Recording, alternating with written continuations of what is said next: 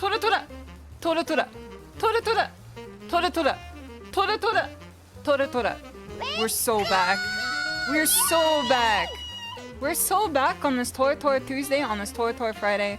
I have accidentally just don't look at my monitor right now.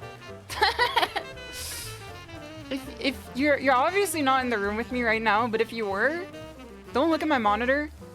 Because as I said, Tora Tora, I launched some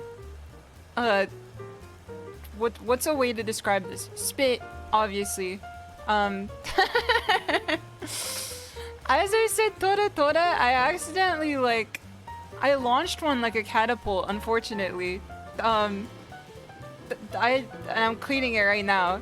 Eater, eater, eater, eater. That's me cleaning the monitor right now. Eater, eater, eater. We'll spit at. Listen, I don't spit ever. I'm a very rare spit talker. I never gleek, which is a disgusting phrase, but like it's a disgusting phrase about something that's like normal. I never like spray it when I say it.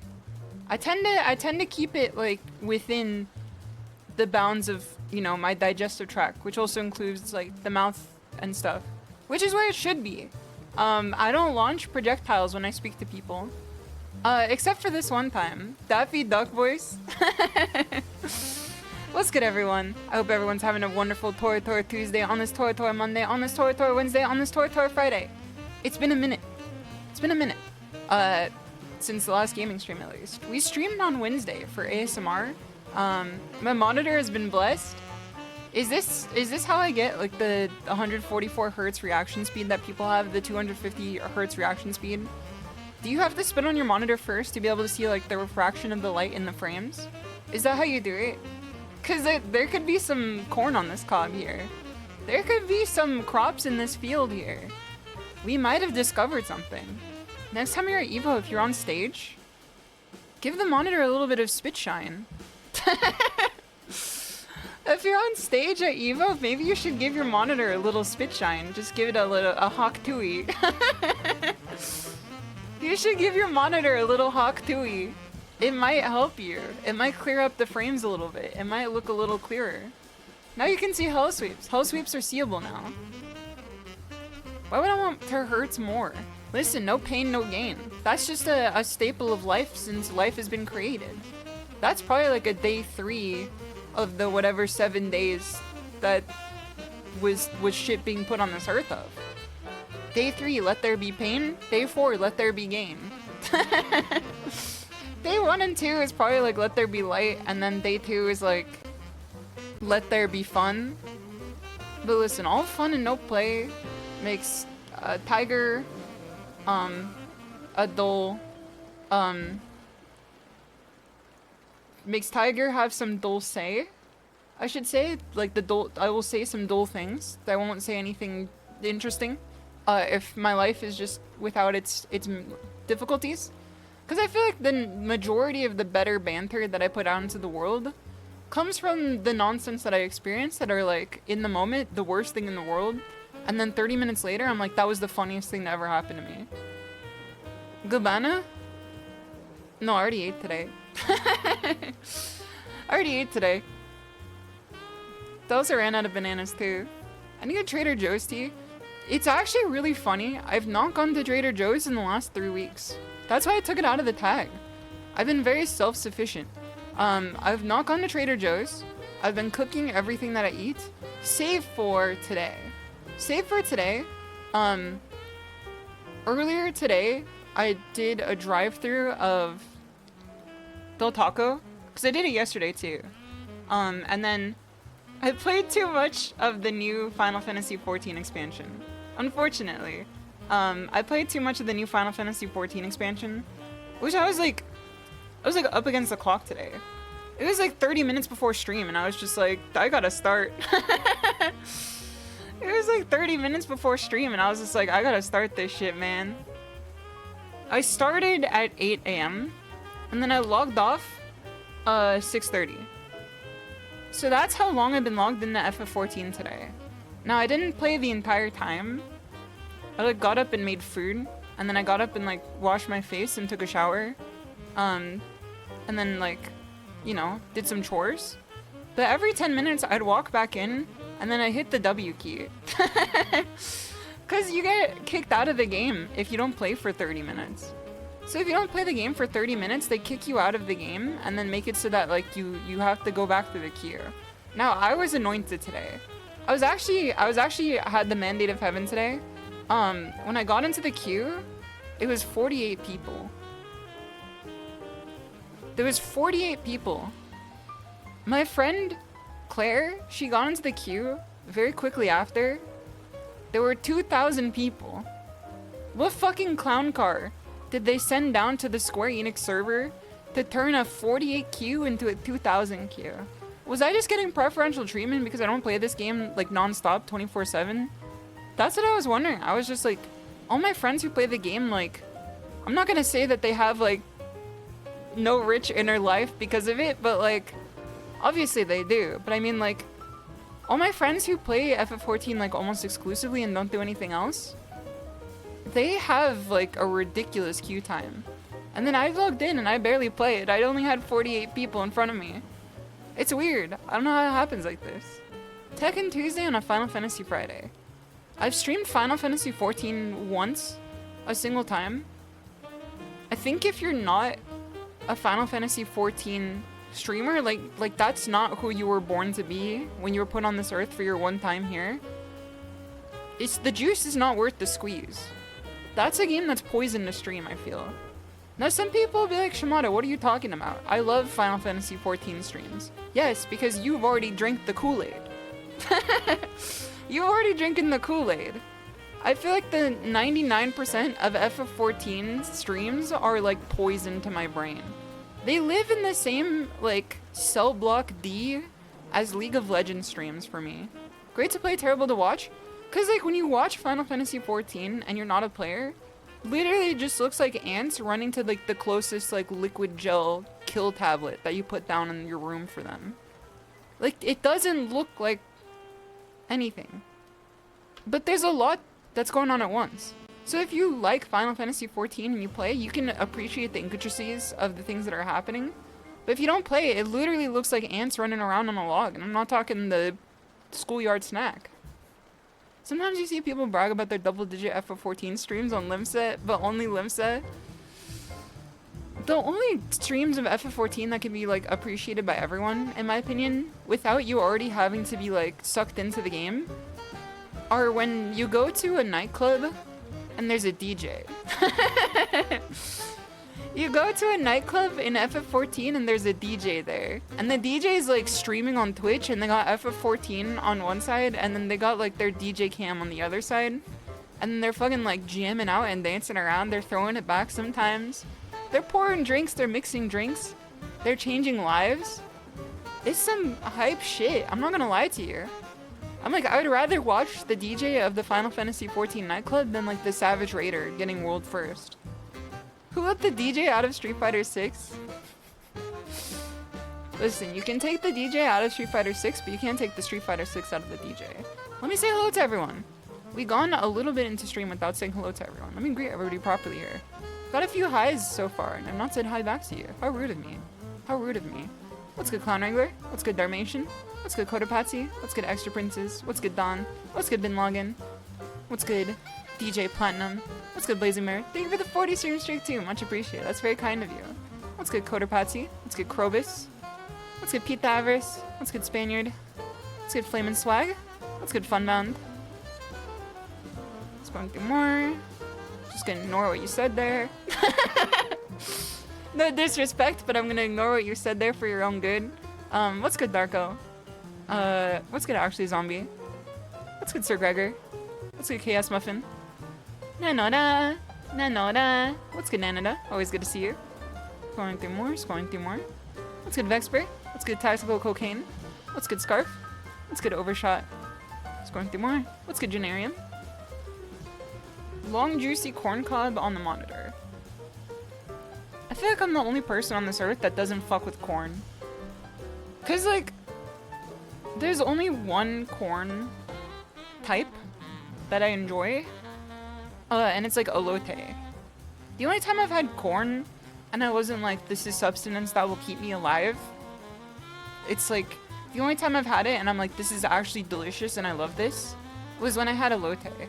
Every other time I've had corn, I'm like, this food is gonna keep me alive, but at the cost of like, being the least convenient food item that you can put in front of me right now. I would rather eat like oyster, cause at least like, and I know corn to oyster is not really an equal comparison here, but I'm talking about like the difficulty of eating the food versus like how tasty the food is. Oyster has like a very even split because it's a very difficult food to eat, but it's very tasty. Whereas corn is like a very difficult food to eat no matter what format you put it in. Cause like a bowlful of corn tastes like nothing.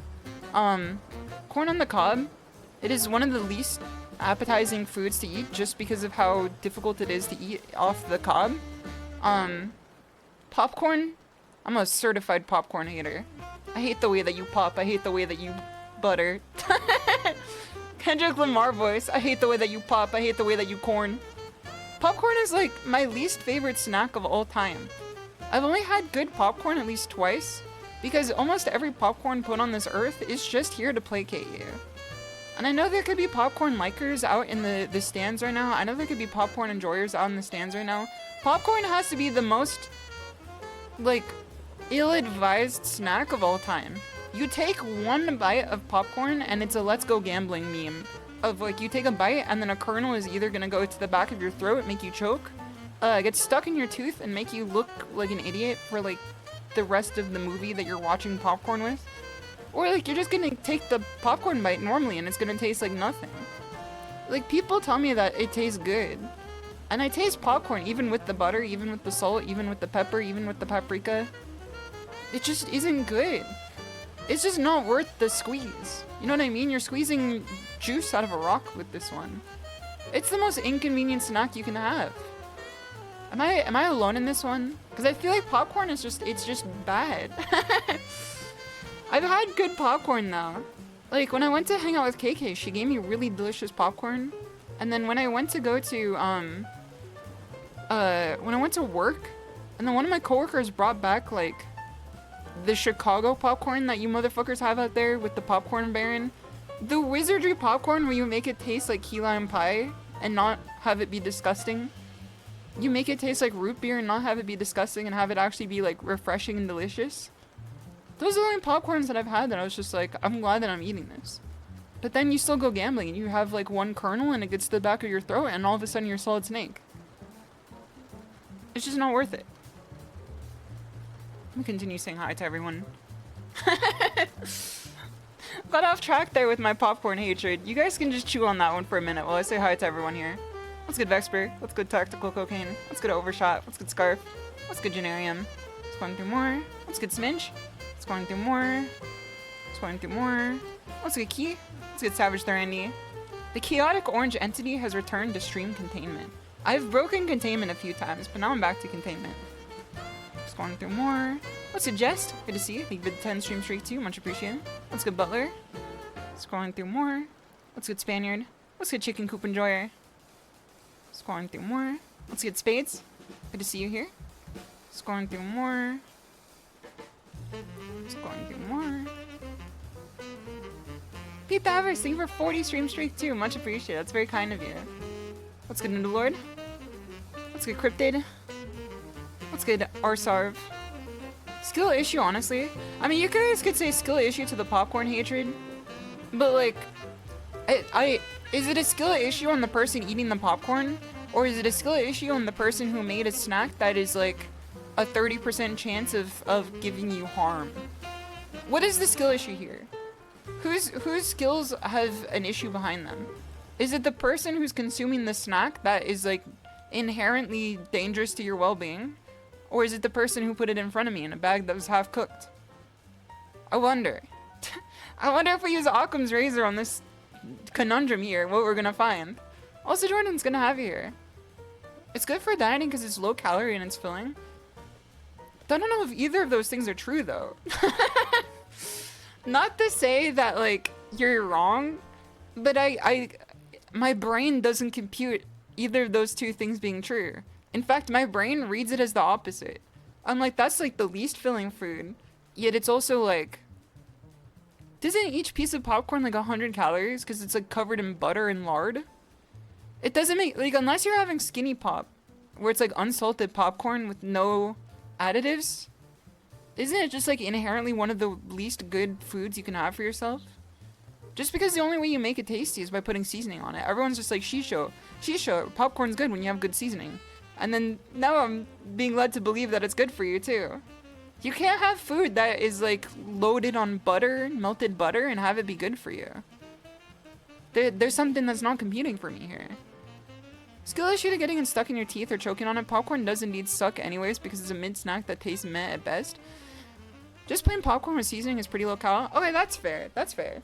I mean, I guess if I liked popcorn to begin with, it would be a good alternative to a low calorie snack. But like, I don't know if it's worth the effort. It's just like, on the totem pole of snack, I would say that popcorn is pretty low. Especially for how fucking expensive it is too. Also, fair is fair, it's good to have you here. You love being Solid Snake though. Listen, it's definitely aspirational. And ZK Nails, it's good to see you. Popcorn consistently gets stuck in your gums so you swear off of it. It's like the worst food to have if you have any sort of like dental needs. You know what I mean?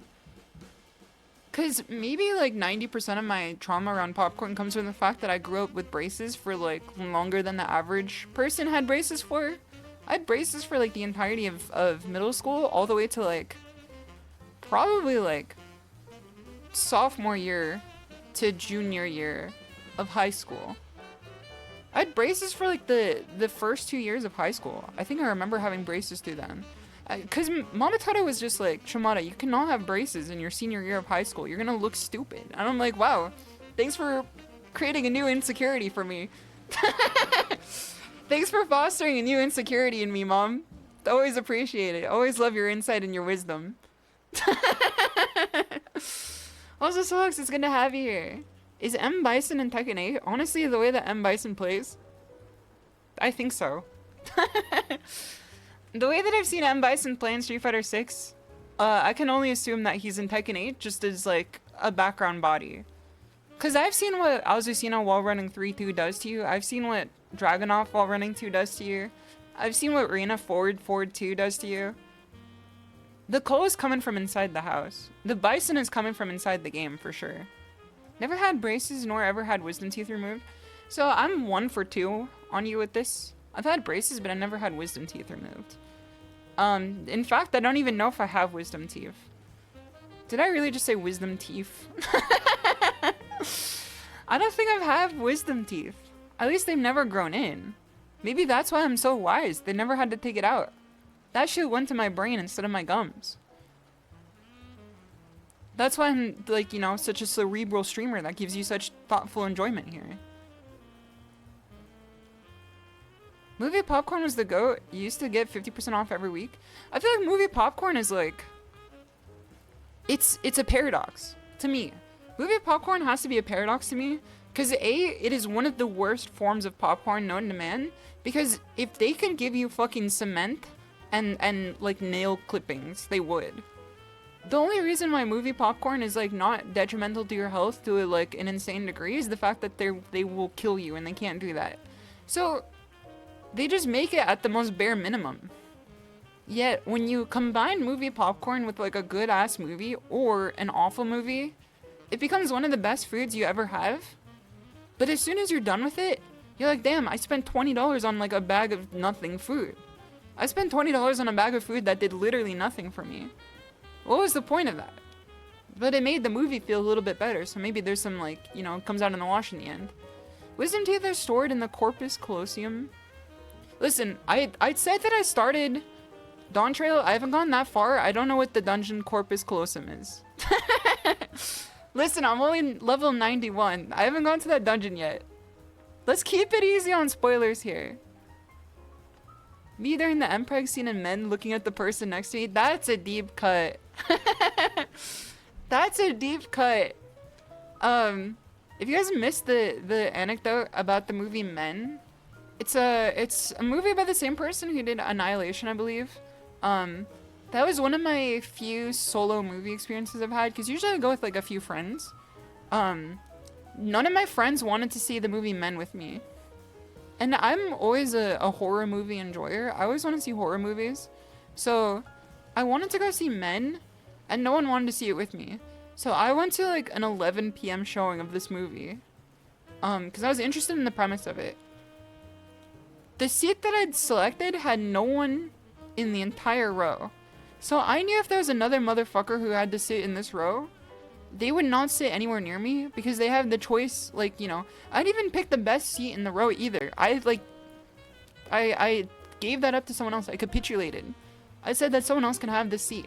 So I sat like further off to the side because I knew that I would at least enjoy it. And so I get to the movie theater, I sit down. I'm enjoying my empty row where I'm the only one sitting in it. All of a sudden this one lady walks in. I imagine she was like the same age as me. I say lady, but like, whenever I describe like a woman the same age as me, usually I say like girl, even the fact that I'm pushing towards 30 at a barreling pace. So this other girl sits next to me. She sits like literally in the seat next to me. And let me tell you, she didn't even get prime seating either. She fucked herself over too. She decided to sit down in like the rafters as well. So she is doing this for nefarious purposes. There's no reason to sit next to someone else in the movie theater at such a bad seat without it being for like nefarious purposes, at least in my opinion. Exactly. It's literally psychopath behavior. There's nothing that justifies it. Also, Dim Norther, it's good to have you here. There's nothing that justifies it. So I sat down, and then she sits down next to me after 5 minutes or so. And she does not. She's a pretty conscientious moviegoer for the most part. Like, she doesn't say anything. She doesn't really do anything. Except every once in a while, she'll just stare at me. Which is like... that's bad enough. If you're sitting so close to someone that you could take popcorn out of their bag, and you're looking at them, that's grounds for, like, starting a roll initiative. You know what I mean? So she's giving me the Shima stare. And I'm just standing there, or, you know, sitting there, obviously. And I'm like trying to ignore her. I'm trying to ignore her and just enjoy the movie.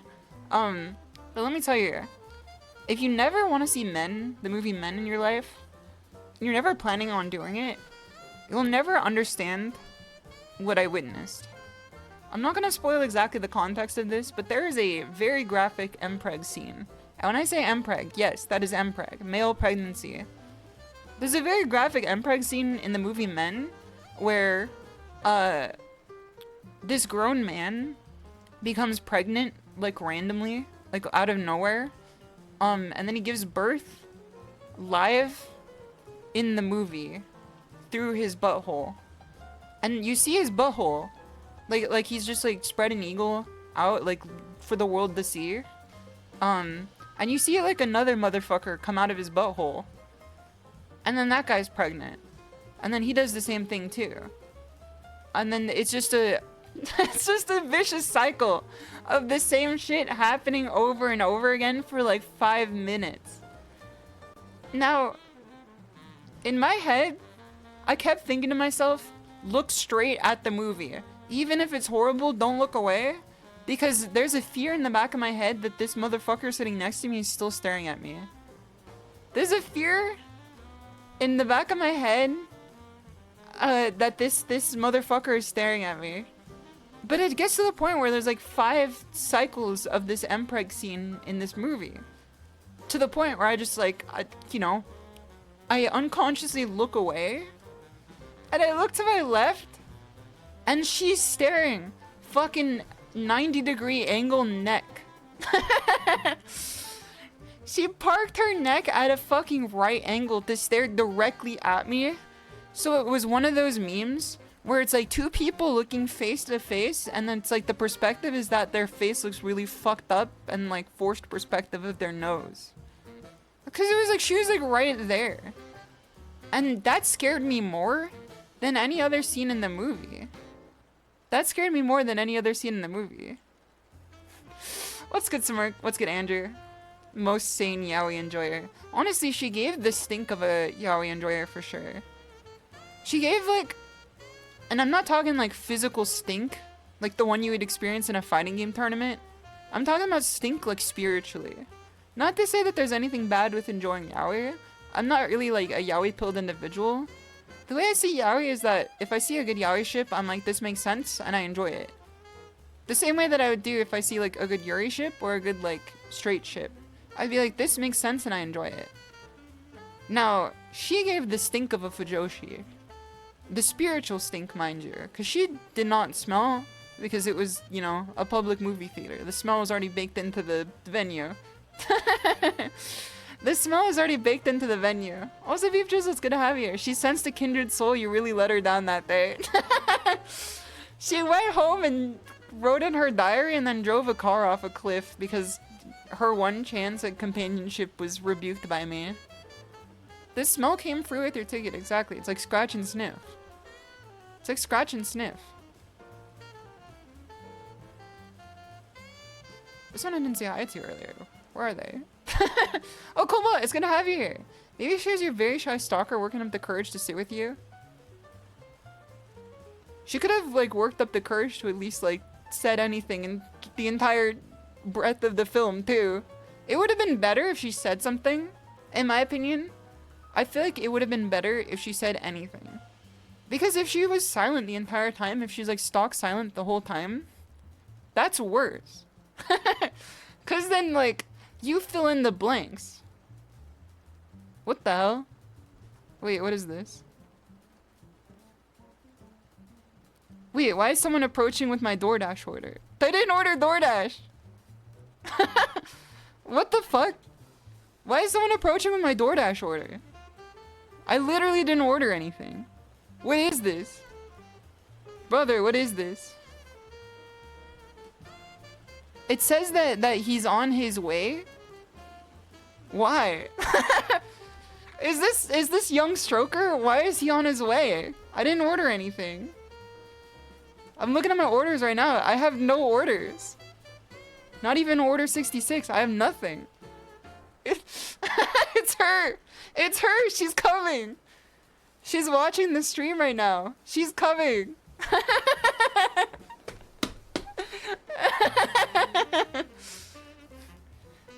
The movie theater stalker. She's coming. It's complimentary. It comes free with being a streamer. You get your free DoorDash. Put some garlic at the door right now. I'll put some garlic and I'll put some deodorant up there. It'll keep like one of 2 creatures away for sure. Coming to finish the job. Coming to a theater near you. What's he delivering? I can't say without doxing myself, but I will say it is Mexican food. I will say it is Mexican food apparently. Then I did not order this. I did not order this. Get a copy of Dick Fight Island and leave it on the sidewalk. What is Dick Fight Island? Wait, okay. You're bearing the lead here. You said get a copy of Dick Fight Island? What is Dick Fight Island? Is this a game that you can buy on Steam? I say that as if there's not like worse shit you can buy on Steam. It's yaoi? Have you not heard of it? What do you mean have I not heard of it? What do you mean have I not heard of Dick Fight Island? What's good, Lav? Yes, I do. Well, most of the year I do. Unfortunately, I've not been eating as healthy as I usually do. So they fade in and out just from the nature of like cutting and bulking.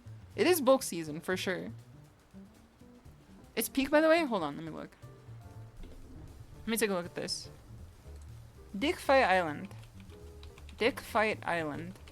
I'm very glad I'm not capturing my stream right now. What is this? Comic book series. So this is not a game. This is a comic. Wait, why does he look like Kazuya? Wait, why the fuck is Kazuya in Dick Fight Island? I know we talk about Dick Punch and Tekken. Why is Kazuya in Dick Fight Island? What is this? Hold on. Hold on. I have to share this with you. I have to share this with you. Hold on. What the fuck is Kazuya? Why is Double Kazuya in Dick Fight Island? What is this? Who put him here? Who put him here? Enjoy your future ads and video recommendations. Listen, you're already speaking from like the 3-point line. My video recommendations are already like fucked enough. My video recommendations are already fucked enough. You guys already saw the fucking clip that was posted in the Discord earlier from the last gaming stream. Here, I can play it for you guys. I can fucking play the clip for you guys again if you missed last stream. Hold on. This is we're going back to reacting to my own clips again. The only ethical React streamer. She reacts to her own clips. Window capture, properties.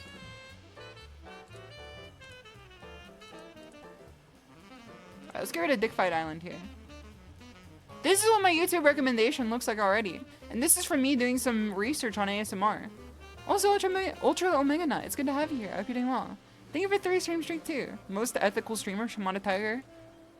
Listen, I have to do some ethical good for the world to offset the amount of times I like put people on blast live on Tekken. The amount of times I put people on blast live in Tekken by checking their profile, I have to do at least some good in the world. Alright, hold on. No more brother wars. That's so good. Also, get that fucking ass out of my screen. Get that ass out of my screen. We had double cheeked up on the screen. Oh my god, it's autoplaying. What kind of ASMR is she doing? I assume it's like normal ASMR, but like to get the clicks on YouTube, you kind of have to throw some dumpy out there. It's so true. Like anything else, or any otherwise, but like my highest rated viewed video on YouTube is like one that has like some degree of like a vertical slice of dumpy in the thumbnail for sure. Okay, we don't have anything cooked here. We're good. We're good. We don't have anything cooked here. We're still good. We don't have any cooked videos here. We're still good. We're still good. Let me click out of the Dick Fight Island tab here, though. What the Oshi's ASMR? Listen, I'm a real one. Of course I have my Oshi's ASMR in here. Do you have my ASMR in your YouTube recommendation? That's how I know you're a real one. Random Germa encounter? True. The fucked up part is that... Now this is fucked up of me to say. This is fucked up of me to say. I've not watched Germa since I started watching Northern Lion. And I don't know if I should say this or not. I don't know if this is rude to say. It is rude to say for sure. But it's because I no longer saw the point in watching Germa. Not to say I dislike Germa's streams, but I found a streamer that was like filled the same gap that my brain required in a way that like gelled with my brain more. But to be fair, Germa's also like retired, so it's not like new content is coming out every day, if that makes any sense. What does Germa look like, a burn victim? Listen, the inside reflects the outside.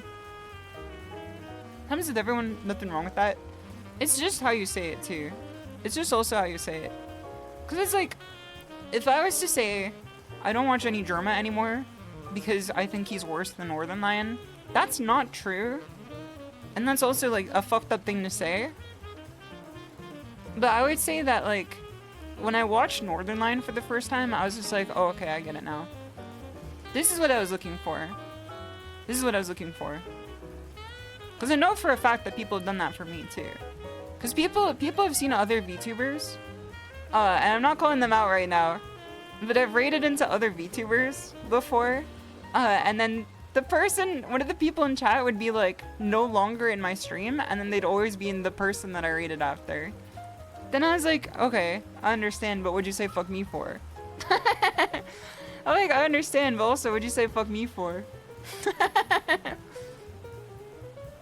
Listen, I'm putting you in the panopticon. I see you. I see you.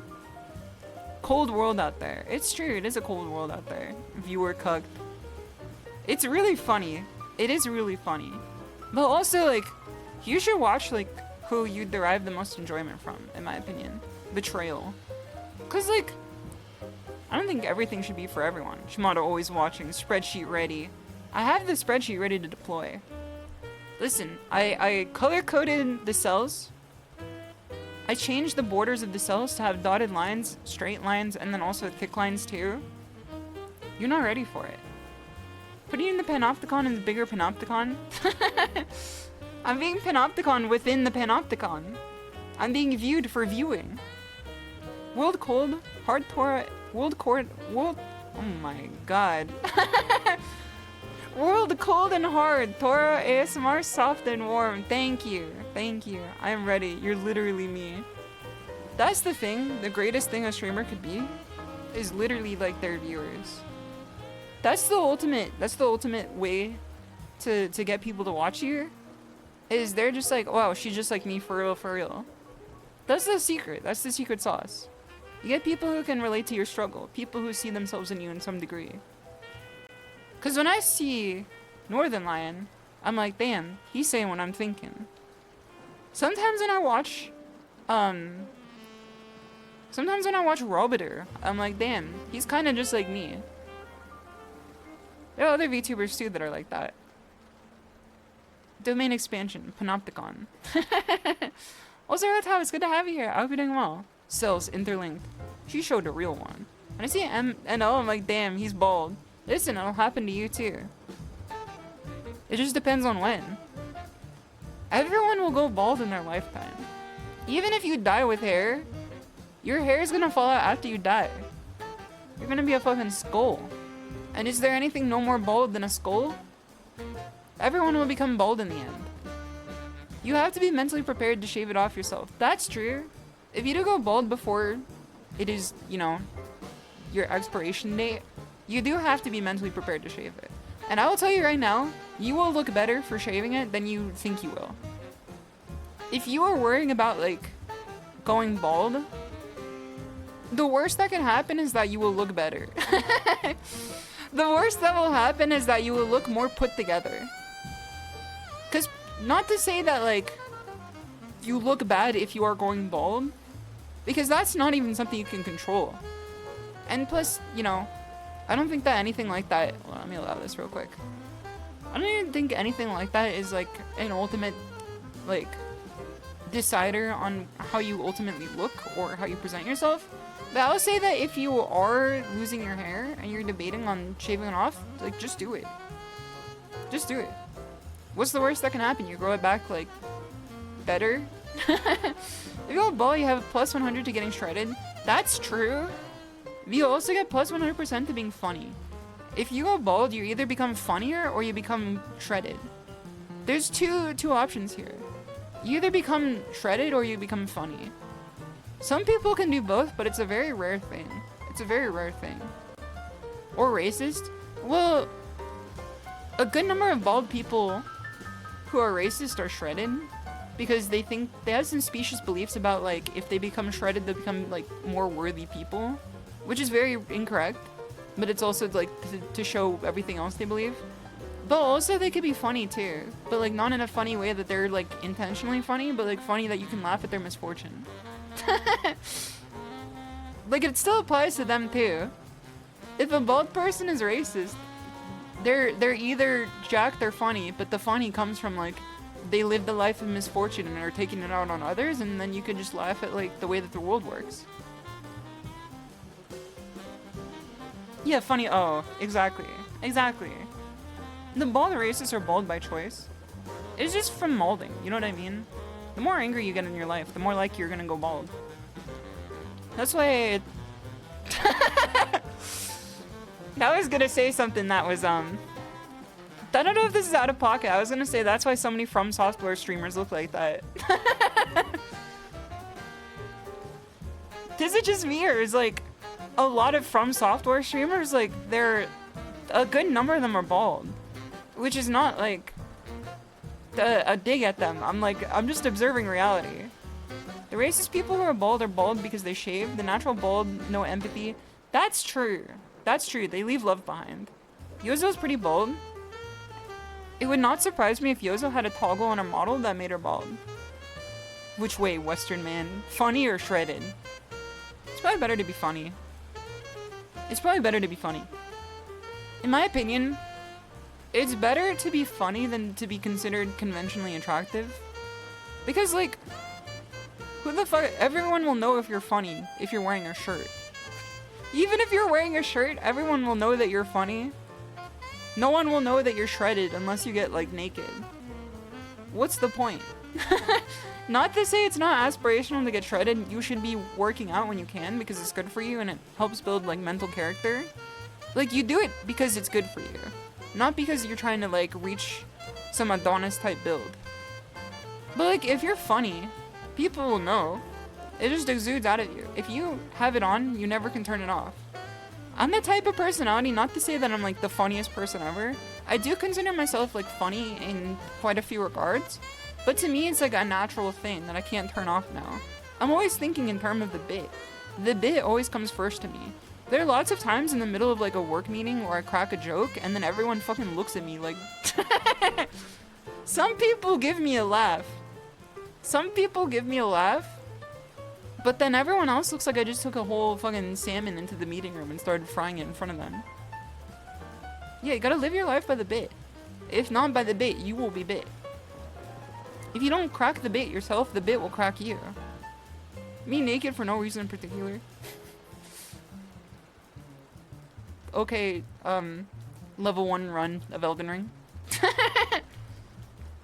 Average office experience. I feel like there's always like one. So I was always the class clown when I was a kid. I was always considered the class clown. That was always like the odd one out in like a lot of respects. And so I would always crack jokes like all the time back in high school and middle school, even college too, even elementary school. There was never a time in my life where I wasn't trying to crack bits and crack humor. I just didn't appreciate people's reaction to it back then. Because to me, that was just the natural order of things, is that I would make jokes. I didn't understand the fact that if people appreciated your jokes, that's like... Back then in my head, my thought process was like, if I'm not cool and popular, it means no one likes me. No, that's not true. If people laugh at your jokes, they like you. You're giving them humor. You're giving them some brightness to their day. And then when they tell you they appreciate it, you should take them at face value. Stand up, Shimada. Being a class clown is a requirement of depression. Stop appropriating my culture. Are you trying to tell me I don't have depression? Brother, have you heard half my stories? Have you heard half of my stories, man? Read between the lines.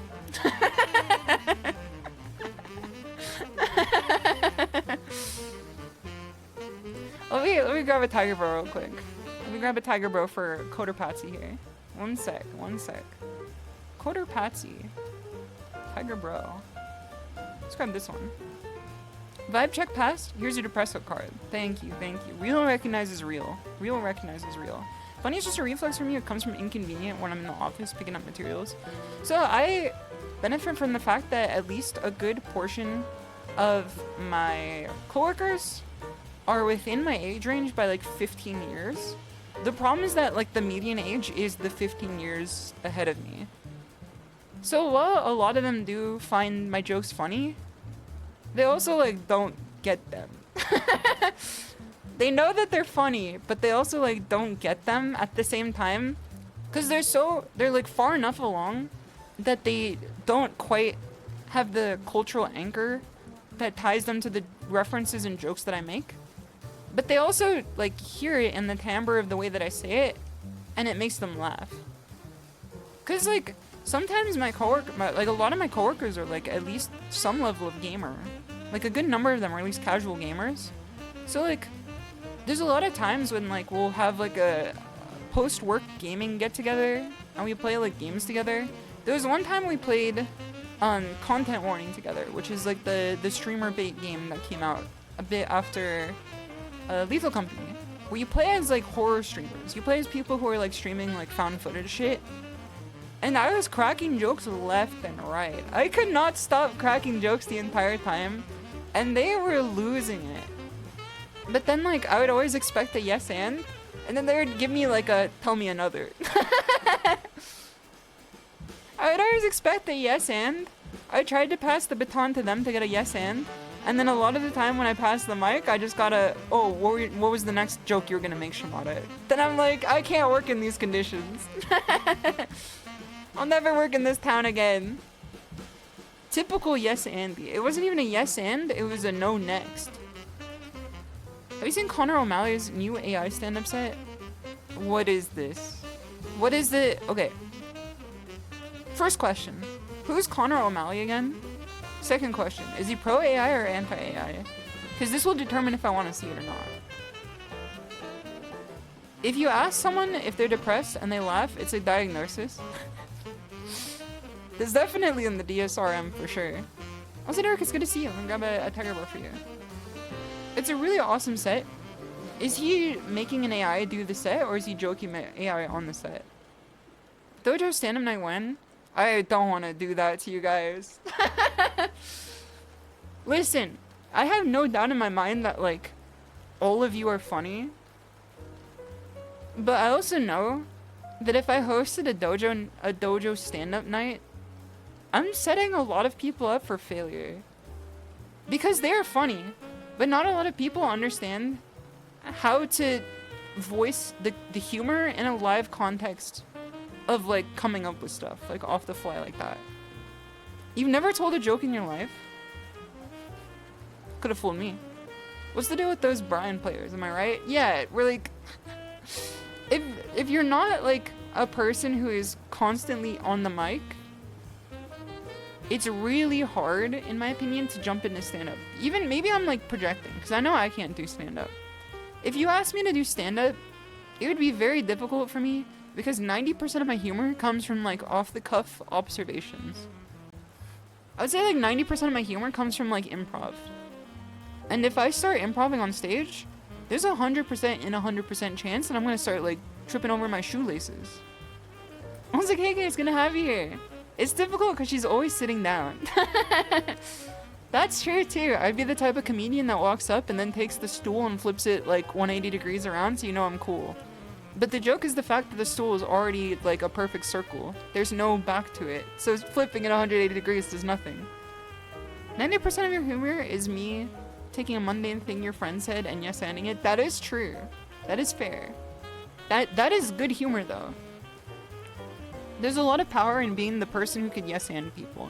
In fact, that's like one of the best skills you can have as a streamer. At least in my opinion.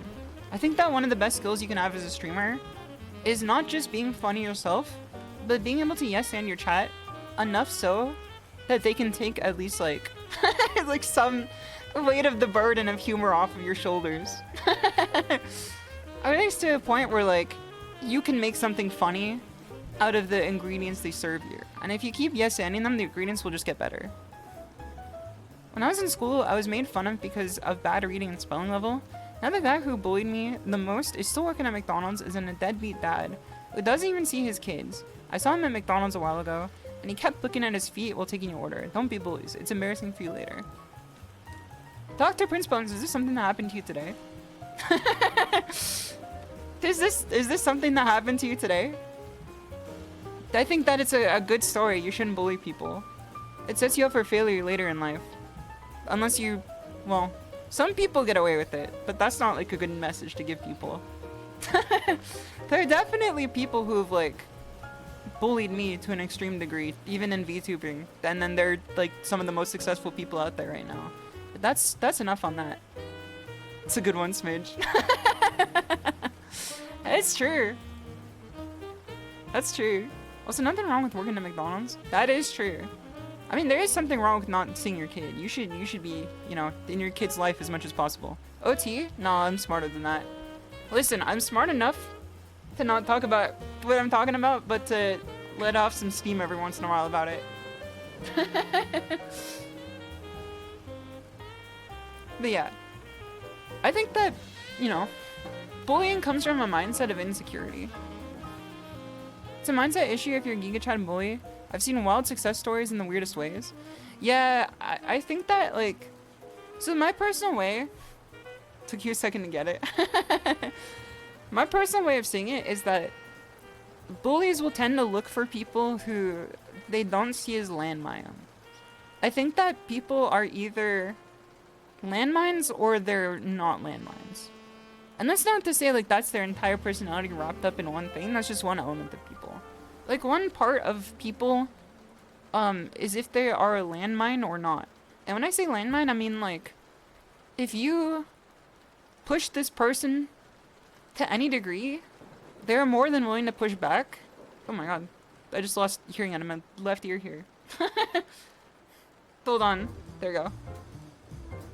If you push people, if you push someone who's a landmine, they will push back with force.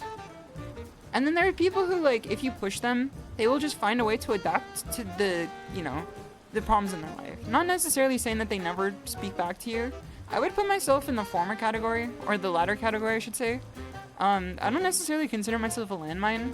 When people wrong me, I tend to find ways to just move on with my life and then, like, you know, experience life in a better direction. Because, like, I do agree with the idea that, like, if you hold grudges, it is like taking poison and hoping it hurts the other person. But you just have to hold out hope that, like, if someone bullies you, they're gonna fuck with someone who is a landmine. Because it's an addictive thing. Bullying is an addictive, what's the word? It's an addictive activity. Because when someone bullies someone, they find some level of gratification from it in some degree. And if they bully someone who's not a landmine, who's not willing to, like, push back against them and blow up in their face, then they usually benefit from it. And that's fucked up to say, but, like, that's just happens all the time in the world. The thing, though, is that they get addicted to picking on people. And they get addicted to taking advantage of other people. To the point where they, like, eventually keep jumping over person to person, and then they find a landmine. And then as soon as they find the landmine, the house of cards that they built up gets taken out from under them. And I've seen that happen to people who bullied me. Like, there are people who've, like, lied about me, there are people who've bullied me, there are people who've taken advantage of me. And then I've seen them, like, get addicted to doing that to other people. And then, you know, I'm not necessarily the person who blows up on them, but then they fuck around with someone who does. Then I'm just on the sidelines, like, well, that just happened. Marvel voice, well, that just happened. Also, first, it's good to have you here. Living good is the best revenge. That's how I see it, too. Also, Tonemano, it's good to see you. I hope you're doing well. This sense of superiority. I mean, knowing that you're not a bully is, like, the greatest satisfaction that you can have, probably. You check their Steam profile and make fun of their pics. Listen, they put them there for a reason. If someone checked my Steam profile and made fun of the picture I put up there, I'm like, yeah, it's a funny picture. It's a funny picture. Also, Meadow, it's good to see you. I hope you're doing well. As they say in Vagabond, the truly strong are kind. Exactly. It takes a lot of strength to be nice to people. I think that being nice to people is both the easiest thing and the most difficult thing you can do. Because a lot of people are easy to be nice to, but not a lot of people are... Or, a lot of people are easy to be nice to you, but there are some people that are like... It takes some true mental fortitude to at least break even with them. When is Bully 2 coming out? I'm gonna wait for Elder Scrolls to come out first. Gotta get the kids on Shin Kamen Rider. That's like one of the few ones that I've not seen. But it's also one of the ones that I know is like the most lauded. It's the duty of the strong to protect the weak. You've always seen it. That's a good way of looking at it. And I know that it's quite cliche to say it that way, but like, you should just be nice to everyone. If you meet someone and then even if like they live a life that you like can't really see eye to eye with, if they're not hurting anyone, you should just be nice to them. You should give them the kindness in the world to know that there are people who are just like not predatory, insane people. You know what I mean? It's free. It's free to be nice to people. Very roundabout way to say that. Do you go to sandbox every day during recess to get sand and throw it in your eyes? Wait. Was this someone who bullied you in like elementary school? Or is this like middle school or high school?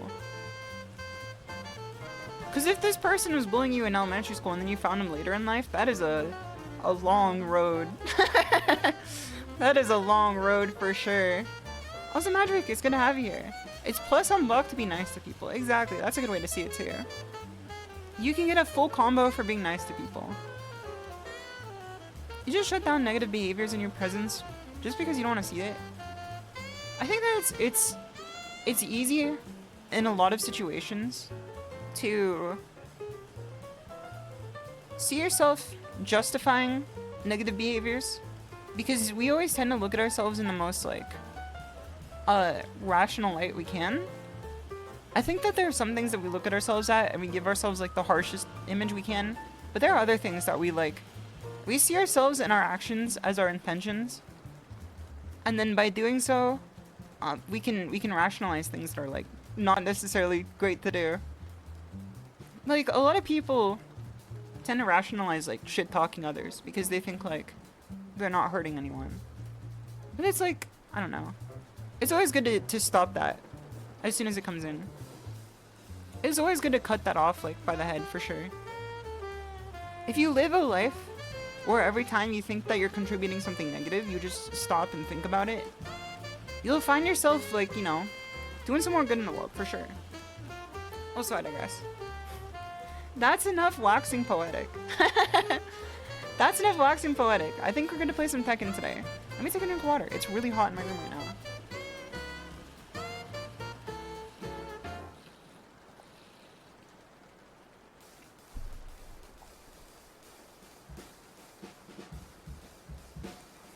Waxing who? Have you never heard the phrase waxing poetic? Where you're like speaking poetically? Or you're speaking like philosophically? Have you never heard that before? Is this your first time encountering this phrase? Play some model train Tekken. What did he mean by this? Well, Sadako, let me grab a Tiger Shrine Fortune for you. One sec. You don't know what a poem is. Is that bad? Kodabetsy, are you telling a joke right now? You said earlier that you never told a joke in your life. And then everyone knows that like you can never tell what sarcasm is on the internet, even if you already know. Everyone knows that you'll never be able to understand sarcasm on the internet. You never lie. One Kodapatsy never lies, one Kodapatsy always tells the truth. You thought about confronting him, but then you saw... tell me he was embarrassed. Nothing against McDonald's workers, by the way, this guy has been fired every other job. I think that you... It's definitely something to observe it, but like, you gotta live your life too. Guy's dug himself into a hole. There's definitely some schadenfreude from it, but like, you gotta live your life too. And I assume you have. So let me get rid of this here. I've definitely been bullied in elementary school, but I'm gonna be very honest with you guys. I don't even remember the names of the people who did it. I just remember that like they just did it. Maybe it's unfair of me to say this. I just like it has escaped my consciousness basically. Because like I've experienced like way worse later in life. Maybe it's because I remember the people who bullied me like in middle school. Me saying I don't remember the people who bullied me in elementary school, and the only reason is because I just remember the people who bullied me in middle school instead. Okay, let me find the Omikuji here. You got bullied at school and became as strong at the gym thanks to them. There's definitely some like motivation to it, you know what I mean? Oh my god, that was the wrong thing. I put Dick Fight Island back on the screen for a second. Okay, this is what I was looking for. Omikuji! Omikuji! I have an Omikuji for Spaniard, who requested one last gaming stream, and now we have an Omikuji for Darko. Pick! What would you like to pick? Spaniard, you can go first. You're happy now, you got a good job and friends, and you're cool now. Sometimes I think about it, and when I think about I'm living good now, it's enough revenge for you. Yeah, that's how you should be operating through life, for sure. That's how you should be navigating your life. The best revenge is living a good life, in my opinion. Because that's better than what people who, like, hurt other people can say, for sure. Because there are times when I've said hurtful things to other people without thinking about it. Again, this is me, like, justifying actions in my life that, like, I think were bad. Because I look at my actions as my intentions and not necessarily my actions. The other people probably didn't see them that way. They probably saw them in, like, some degree that was, like, malicious. Even if I wasn't intending to be that way. And I still go through life, like, regretting that immensely. Like, there are a lot of times when I remember something that I said to someone that, like, deeply offended them. And I'm, like, I'm sitting in my bed and I, like, wake up in a cold sweat. It sticks with you if you're not an awful person, of course. You'll take love luck? Alright. Best luck. Best luck.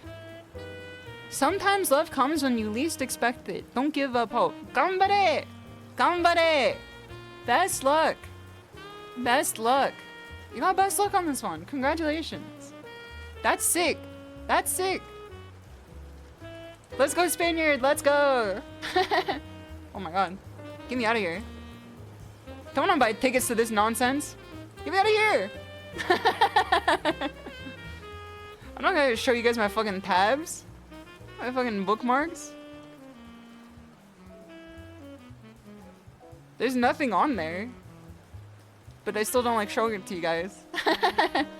Okay, next Amakuji. Darko. What would you like? What would you like? He's married to who? Direction?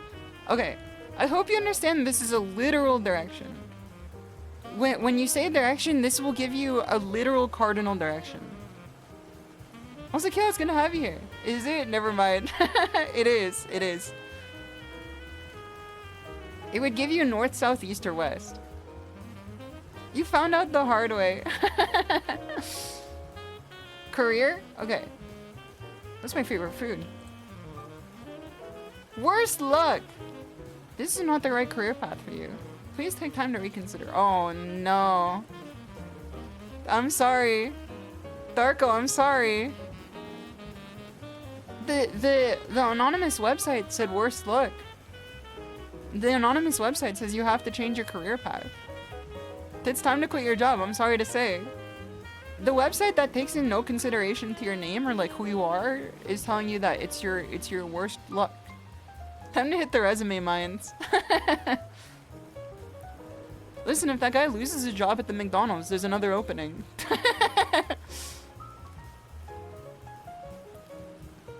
Little car gives you Bakemonogatari vibes. It kind of does. I kind of see what you're talking about here.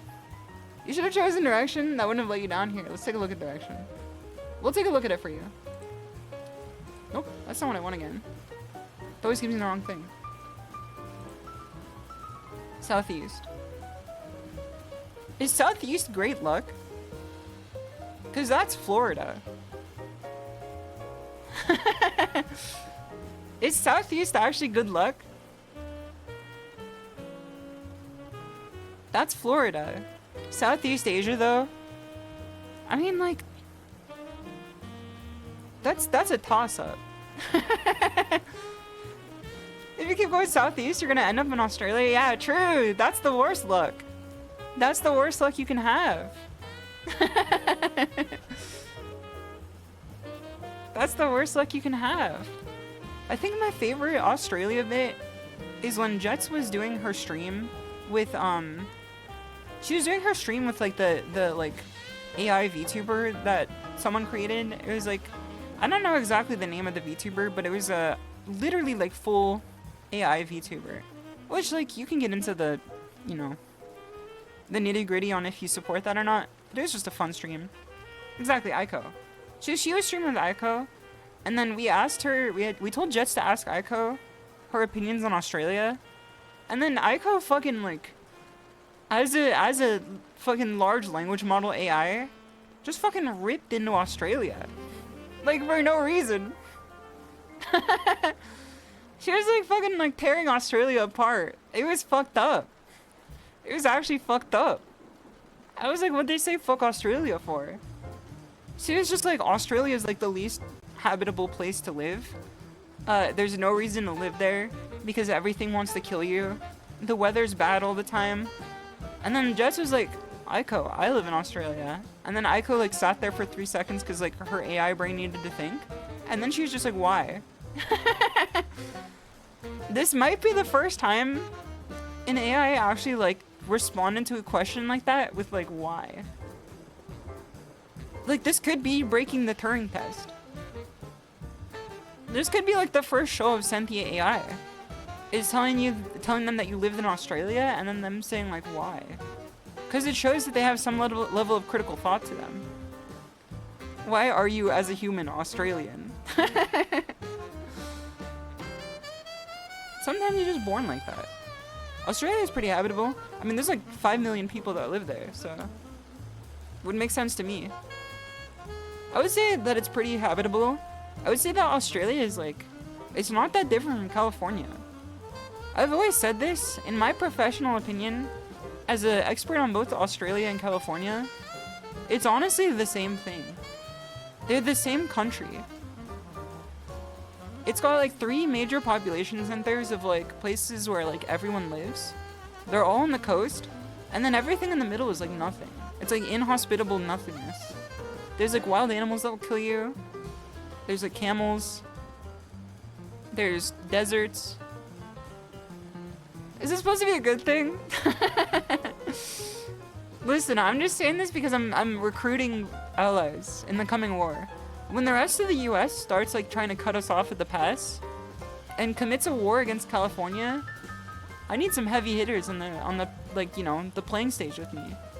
We need to fight a 2-front war. Australia is gonna be like in our pocket. Funny enough, I know a lot of people in Cali that have some online friends in Australia. It's also like the most similar. I feel like, well, no, I'd say Hawaii is closer, obviously, but like, yo, Menace! Menace, thank you so much for the raid! Menace raid, Menace raid. Menace, thank you so much for the raid! It's good to see you, I hope you've been doing well. Menace raid, Menace raid, Menace raid. It's so good to see you! How are you doing today? I hope you had a fun stream, what were you up to today? Welcome all Menace raiders! We're talking about Australia right now. We're talking about the good Aussie. We're talking about how Australia is the same thing as California, except they got funny accents. It's good to see you. You were playing horror games. Which games were you playing? Were you playing like indie horror games, or were you playing like more like established horror games? I know you're big on indie horror games. If you guys don't know Menace, Menace has been like a longtime friend of mine in VTubing. She's very sweet and she's very kind. Please go follow her if you don't already. Indie free games, yo! That's the best though. That's actually the best though. You find the best games dumpster diving. That's what we did with Fightcade. So we did a stream last Monday, and I think you would have fun if you did this 2 minutes, where we went into Fightcade and we looked for the most like decroded looking video games possible. We went into Fightcade and we looked at the most decroded games possible, and then we just like played them over and over again. 1 out of 3 were pretty good. So the games that we played. Also, Synctilus, thank you for the follow too. And Rudy, thank you for tier 3 sub. Much appreciated, much appreciated. That's very kind of you. Tier 3 for 55 months. That's crazy. There's some real fun ones at the bottom of Fightcade. So we played. These are the ones we played. We played. Was it Battle K Road? Battle K Road. We played Tekken 3 Special, which is nothing like Tekken. In fact, I actually have a clip of it. Hold on. We played Tekken 3 Special, which is nothing like Tekken in any regard. Let me see if I can find this clip here. My mouse just died. Oh no. Hold on.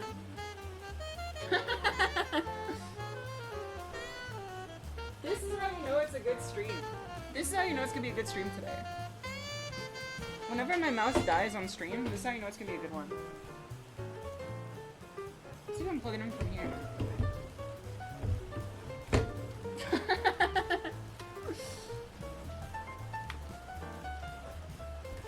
The fucked up part is I was literally charging it earlier today. You are my specials. Also, Kodokami, thank you for the follow too, much appreciated. Let me say hello to everyone. So we played Tekken 3 Special, we played Battle K-Road. What was the third game we played? Plasma Sword. We played Plasma Sword. And that game actually went kind of hard. It was like Star Wars Soul Calibur. And I'm not too big of a Star Wars fan, but I've always looked at Soul Calibur with like some degree of like, I wouldn't say rose-colored glasses because like, I've never been super nostalgic for it, but I've always looked at it as if like, I wish I played it more. Because it's not necessarily a game that people play super often anymore. But this is like, it was like Soul Calibur, add some extra Kusage on top of it. Plasma Sword is an MVC too. That's true too, it's a Capcom joint. Alright, let me say hello to everyone. I'm gonna greet all the raiders here. What's good, One Shinsei? What's good, Machi? What's good, Synctilis? What's good, MM0? What's good, 5 Orbital? What's good, your arch nemesis? Also Menace, of course. Welcome, welcome. What's good, Mr. Middle Class? What's good, Undone Wolf? What's going through more? What's good, Knights of Solaria? What's good, Woodaloo? What's good, Sarso? What's good, Peacock? Actually, it was Peak. What's good, Wars Kill? What's good, Chicken? What's good, Delicious? What's good, Unnope? What's good, Arigatsu? What's good, Grave Pineapple? What's good, Ghost Clown Bebop? That's a very powerful name. We have Clown Wrangler and now we have Ghost Clown Bebop. That's very powerful. Also, Cheese Wolf, it's good to have you here. Welcome, Toaster, good to see you. Welcome, Annie Bell. Welcome, Rave Flawless. Welcome, Oster. Welcome, Polybus. Scrolling through more, scrolling through more. Learning about drop bears. So, my dad's favorite country in the world is Australia. He's not Australian. But his favorite country in the world was Australia. He definitely tried to convince me of drop bears over the course of my life. Because he was also gaslighting me about all sorts of stuff here. Also, welcome Zorless. Welcome, welcome. Just going through more. Going through more. I think I got everyone here. So he would always gaslight me about some fucking nonsense bullshit. He is half Japanese. And he tried to tell me that ninjas came from Japan. No, he said samurai come from Japan and ninjas come from China. Because back when I was a kid, there was a gachapon machine that had little plastic ninjas in them. And every time, I would show them to my dad, and I was like, Papa Tora, can you tell me anything about these ninjas? And he's like, well, ninjas are from China, so I don't know anything about them. And then he would be like, samurai are from Japan, ninjas are from China. And I was just like nodding my head. I'm like, of course, true. Makes sense. Makes sense. And then I thought that ninjas were from China for like a good portion of my life after. I was just like, yeah, obviously, ninjas are from China. It says made in China right on it, exactly. Also, thank you for the follow. 2x good and Sarso, much appreciated. So there was a time in like middle school when we had to learn about like various medieval periods in various countries. You briefly go over the course of China and you briefly go over the course of Japan in the Middle Ages. And so, very distinctly do I remember this story. It's one of the things that keeps me up at night. There was a time when the teacher was asking people if they have like any sort of like knowledge about like medieval Japan, like what they know about it. And a kid said samurai's a ninja. And my stupid autistic ass with zero social graces, zero idea of how to interact with like the world around me in a way that like doesn't put a target on my back, spoke out of turn really loudly and said, no, ninjas are from China. You're wrong. Everyone looked at me like it's the, have you guys seen the picture? And it's like the people at the party and it's like all the people holding like a red Solo cup staring at the POV of like you just telling a bad joke. And then everyone gives you like the ick. Like everyone looks at you like they got the ick. That's how everyone in the entire middle school classroom looked at me. Merciless attempted dunk. I never spoke up in class like that ever again. Ever. I was so humiliated that I became the quiet one. I was so humiliated that I became the quiet one. Samurai are primarily archers. That's also true. They're also primarily poets too. But I don't think any middle schoolers know that. The icky wicky. I gave them the fucking, the ook. The ick. The ookie cookie. Colonel Sanders, you're wrong. Mama's right. Exactly. Also, go to Patsy. Thank you for the Tiger Shrine fortune, too. Overconfidence is a cruel and insidious killer. See, I'm at least lucky. Let me hide this real quick so I don't show my tabs like a 5th time on stream. Also, Joanna Willen, thank you for the follow. Much appreciated. Welcome, welcome. It's good to have you here. Okay, one sec. Let me get you a quick redeem here. Okay. Readers, if you are here for the first time, one of the redeems that we have is we go to get an omakuji. And if you guys don't know what an omakuji is a shrine fortune in Shinto shrines in Japan. There are ways that you can get your fortune out of like a random box. And so for 10,000 channel points, people can come to the Tiger Shrine and get their fortune. Clementine would like to know his fortune. Clementine, which category would you like today? And don't make me yell at you again. Lost item? Let's go, best luck!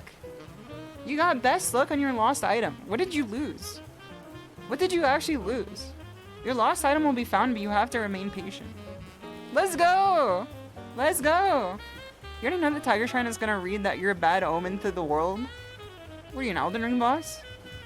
Rudy, do you want your fortune? I'll give this one to you for free. You resubbed at tier 3 for 55 months. I'll give this to you for free. Let me see what your fortune is. Let me give you a basic luck fortune. Let's see here. Let's give you a wish fortune. Let's see what the fortune says about your wish. It's good luck. You got good luck on your fortune. The changes that you made in the past will soon allow you to reap the benefits in the future. Listen, you're reaping and you're sowing. You're reaping and you're sowing. You're reaping and you're sowing. It's like the old meme from like 2009. Reaping and the sowing. The reaping and the sowing. Wild women, reaping and the sowing. The ripping and the tearing. Your sanity? I forgot exactly what the joke was. The KK and I were playing Fortnite last night. And, I made a joke that, like, deeply offended her sensibilities. Like, it wasn't an offensive joke, it was just a stupid joke. To the point where, like, it was so stupid that it just, like, pissed her off. But she started her anger by laughing. She gave a bit of a laugh, she gave a chuckle, and then she said, "Why did you say that?" And I was like, "It made you laugh, didn't it?" She was mad. Never let him know your next move, fellas. She was mad. Normal day at the office. Exactly. She was like, hee hee hee. Why did you say that? I digress. That's enough fooling around. That's enough fucking around. It's time to get some real shit on. It's time to play some Tekken. It's time to do what we set out to do, which is to learn some small Tekken.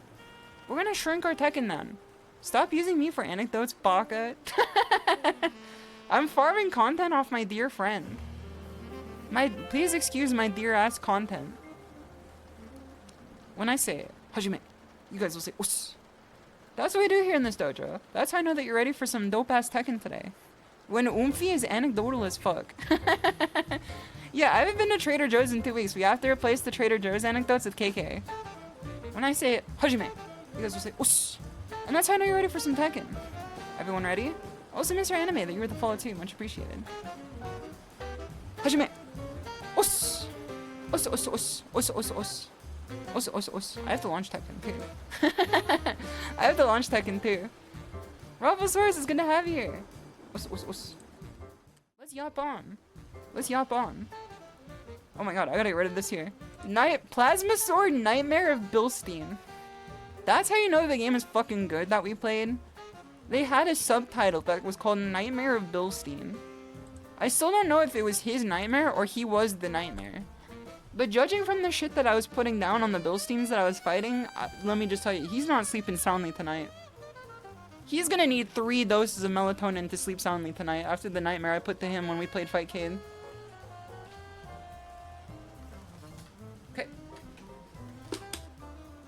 Let's get rid of this.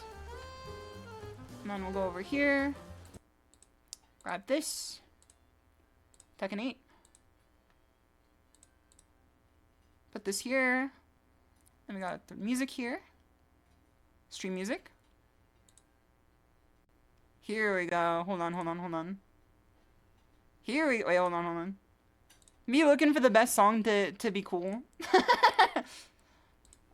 There are cute girls watching. I must play the song that doesn't give them the ick.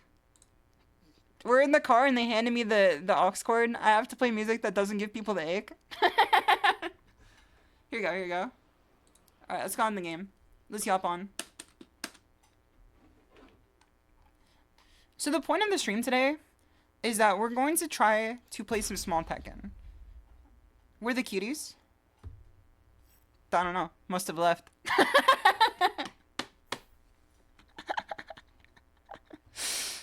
I'm sorry. I didn't mean it. You're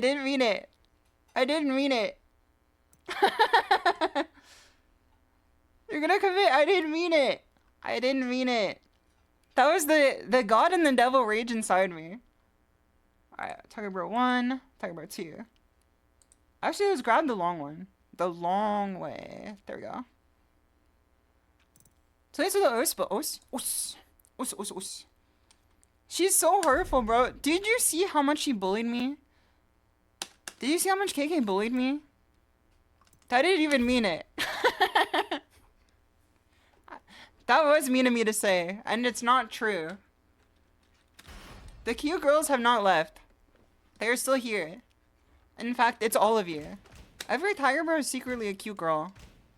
This is just facts that we've established. Owned by facts and logic.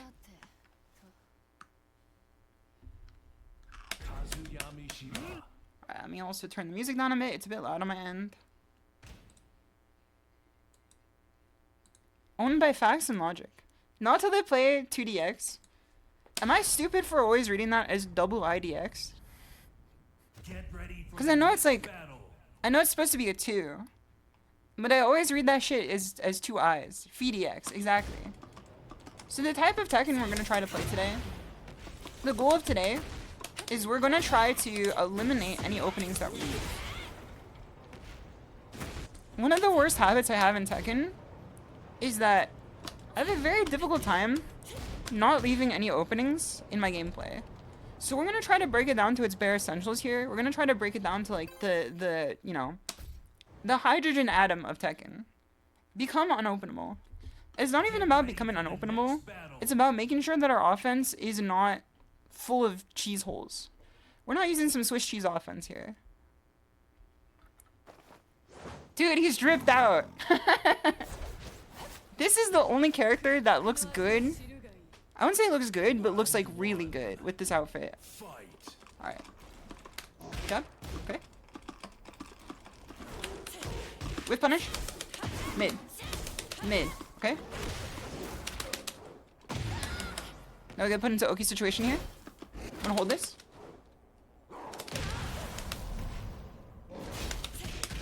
We punish. We go low. Like do this. Down forward 1. 1, 2, 1. Okay. Keep it small. If I get hit, it means that I'm not keeping it tight enough. Oh no, I got hit. It's over. We win. We can't use big moves until we make them afraid of the big moves existing. So we have to play within our frames here. Okay. 1, 2. We're -3. We can't press. We also see he does not press there. 1. Okay. Nice one. Good low parry. No Swiss cheese. Gouda offense. We're using our blue cheese offense here. Let's eliminate the double jab too. He's gonna try to running throw at me. So we're gonna catch him there. If he tries to move sideways, we'll catch him there. But he's also shown that he uses a lot of sideways movement. So we can try to hit him with some back 2s here. Because back 2 is a pretty good move to catch some people trying to play a sideways defense here. 1. Mid. Okay, he blocks mid. We go low next time. Low. Down forward 1. Okay, too far, too far. Offense had some holes in there. Duck. 1, 2. He showed that he doesn't do anything fast enough to get us there. And we win on this. We're gonna throw next. And we win. That's how we win. He's shown that he has some sort of... he has some level of hesitancy after we hit him with some wall running moves. So we can use that to our advantage. Because he tends to block after a forward 4-2 or wall running. So if we can use that as either a low or a throw, it's good for us. Until he shows that he doesn't do it, we're gonna keep doing this. Yeah, you have to use small Tekken until you can enforce the big Tekken. 1, 2, okay. Okay, 1, 1, 1. Think in terms of everything you're doing, setting up for something else. 1, okay. Let's go low here. Let's go mid, and we win. At least it's not feta fighting tonight. Can't wait for you to get some W's. Okay.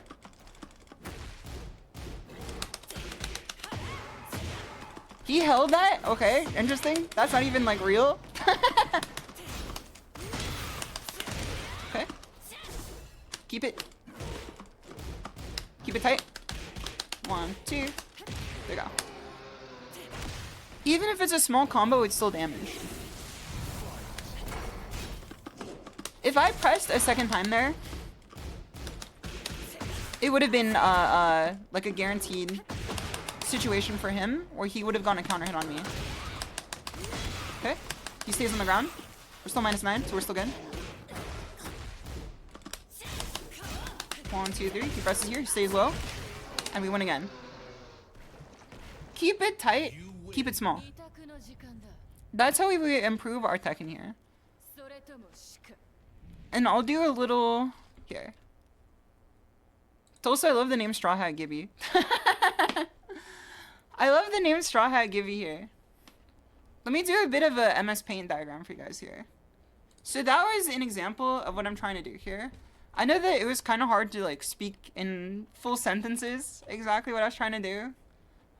So let's make a diagram here. I'm gonna flashbang you guys real quick.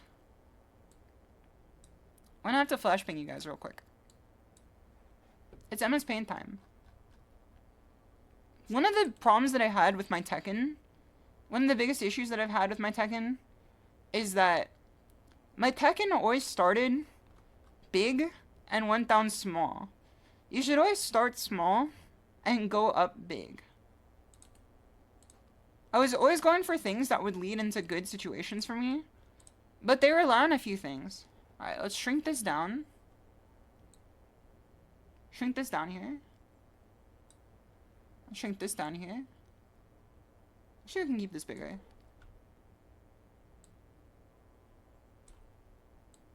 Make it smaller.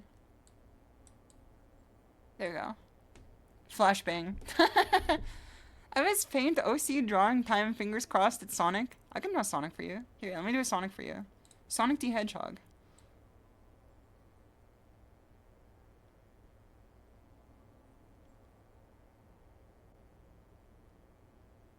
This is my Sonic OC.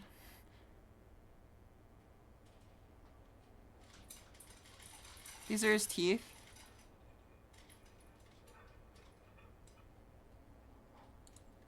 This is one big mono eye. These are his shoes.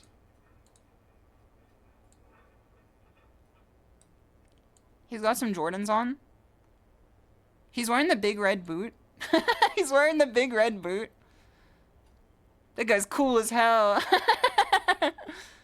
Original character, do not steal. That's Piranha Pete. No, this is the Xenomorph. Okay? Let's give him some abs too. Because he's cool. He's just cool like that. You know he works out every day. Let's give him a 32 pack. There we go. He's never skipped an ab day in his fucking life. And then let's give him a skateboard too. Make him even cooler.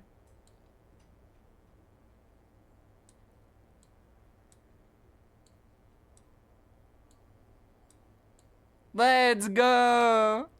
This is the movie design before they changed it. Let's get Bep up. Good to have you here. Hope you're doing well. Sonic the Crackhead is definitely the shit that they put in Prometheus at the end of the movie. Did he get a heart transplant? No, that's his fucking abs. That's his abs. Running is good for your abs, and let me tell you, Sonic is one of the most notable runners. This is not my OC. This is literally Sonic the Hedgehog. This is just who he is. Live it or live without it. Bro is jacked. Pay attention, men. This is what you need to be looking. See, I thought you were about to joke about the movie Men that I was talking about earlier, but this is good enough. Is that an arm or a pee-pee? That's to viewer interpretation. That could either be his arm or his peanuts. It's for you to decide. For the sake of Twitch, it's his arm. For the sake of Twitch, it's his arm. Chronic the Hempog. Also, Rusty, it's good to have you here. This is art. This is a classic shimadatiger type art here. Looks lore accurate. I should have Knuckles too. He's pretty timely. No, Shadow is more timely. Here, this is my Shadow.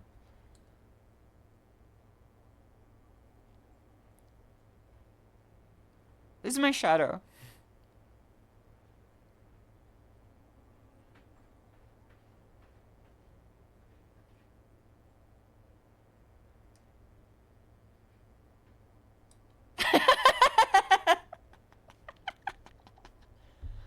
This is Shadow the Hedgehog. Hold on. And some people always ask me why I don't do art streams. Do you normally introduce your people to your Shadow? I mean, it is my, like, constant companion. My dark passenger. So fucking alien from Alien 3. I told you, it's the alien from Prometheus. Keep up.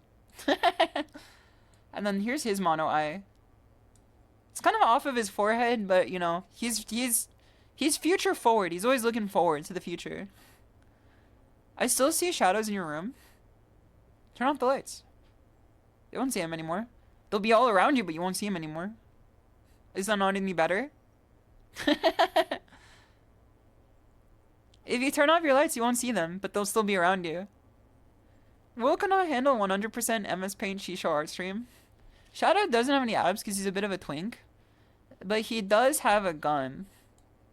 Oh, yeah, that's a circle. Oh, it's MS Paint time. You said there was such a... I implied such a cadence behind it that I was like... Someone told you that, like, you didn't get into your, like, #1 college. Here we go. Let's go. 2 guns? Okay, hold on. Here we go.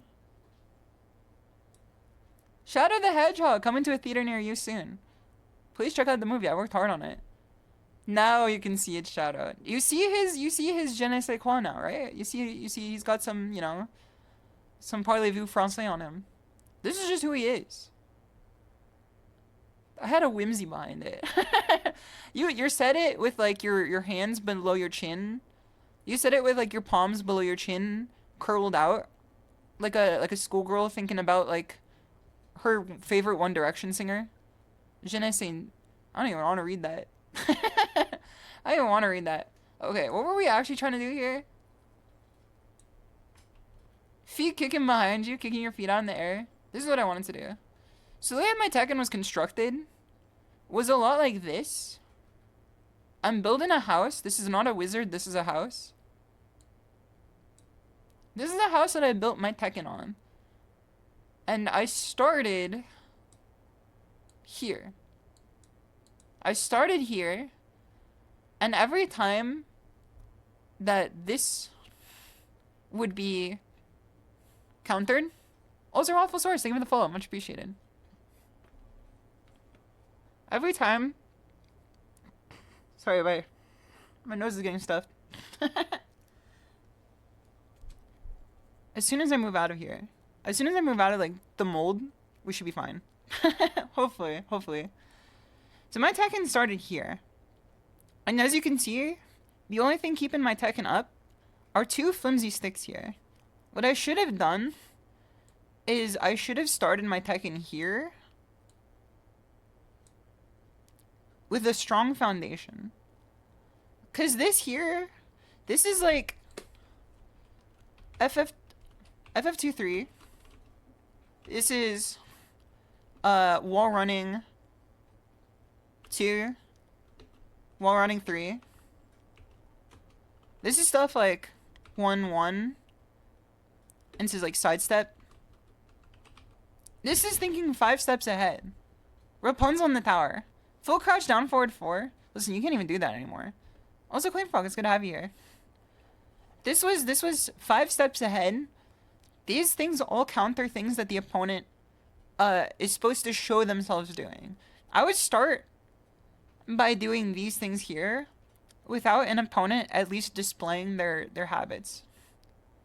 Now here... Oh, hold on. This is backwards. You can definitely tell that I have heat stroke today. Also, Ryuichi, it's good to have you here. You can definitely tell that I've suffered from heat stroke today. A simple jab, because it's +1 on block.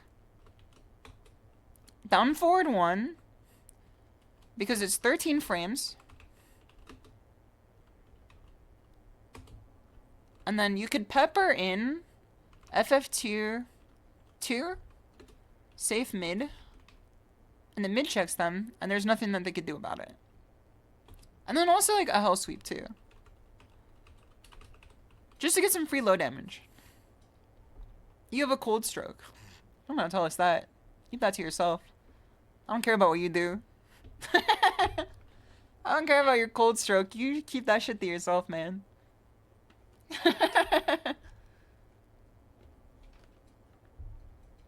So, the reason why this is bad is because we're already accounting for options that these are supposed to present themselves to counter.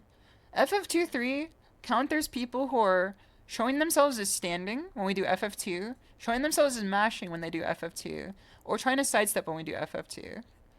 This is an option that beats those things, but by presenting this option immediately, it shifts their gear into countering this one. And then we'd have to scale our Tekken back. It's always better to scale your Tekken up than scale it back. Wall running 2, wall running 3, these are just opening up big possibilities that could be just like jabbed out of. 1-1 sidestep.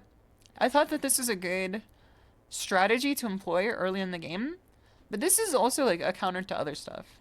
This is, it's minus frames into a sidestep. So people can catch us sidestepping, they can like wait it out, they can like figure out what we want to do, and we're not going to actually like do any damage to them. So we start small. We start with moves that don't really net us a lot of things, but they don't have any sort of like, you know, they don't have any necessarily any weaknesses to them. They don't have any holes in their offense. So we tried to keep our offense as solid brick as possible, and then as soon as people start trying to find ways around it, we introduce a new layer, and we build the house up again. So every time people introduce a new layer, we build up. When we present ourselves from the 3rd layer, this is when we get back over to here. When we present ourselves at the 3rd layer, to start with, all they have to do is just go back down to this one. And then they knock our house down. And that's how they win. Because the vulnerabilities of this reward them way higher than any vulnerability of this. If this makes any sense. If this makes any sense. It's cold out here, raining and shit. I always forget that, like, the southern hemisphere has, like, reverse weather. You guys have fake weather. Shit that, like, they put out into the air to make it rain before, like, Chinese parades. Yeah, that's the idea we're supposed to implement here today. That's small Tekken. Small Tekken is trying to play in a way that presents your opponent 0 openings. Now, it's called small Tekken because it's not going to net you any benefit. But the mental benefit of getting your opponent to do what you want them to do is higher than getting like one of like a launch route. Lucky. Like, it's better than gambling. Because you can win games by gambling, but it's a 50-50 chance. And if you incorporate your own habits into that 50-50 chance. That 50-50 chance immediately goes down to like people understanding the fact that you're gonna be throwing out like high risk, high reward shit all the time. Okay. Got lucky with this one. Keep him at the wall. Low. Throw. Okay. We saw that he presented flash like 3 times. Oh my god. We saw that he presented flash like 3 times. Yeah, so we're not gonna do this anymore. Oh no. Alright, Yoshimitsu doesn't play anything. He doesn't play small Tekken. He plays his own game. So we have to take that into account here. Yeah. So we can't really press our advantage against him. Look at his health get all the way back too. That's ridiculous. Alright, so what we're gonna do here is we're gonna try to play in a way that makes him use that flash, and we're gonna launch him using flash. Oh my god. Okay, to be fair, in this specific situation, Yoshimitsu like breaks every rule of the game. He plays his own game, so trying to play small Tekken against him is like whatever. Okay. He likes to use that spin there, so he can use back 2 against this. Mid. Okay. Flash. Flash again. Is that unblockable? Or is it a mid? Because it looks like a low.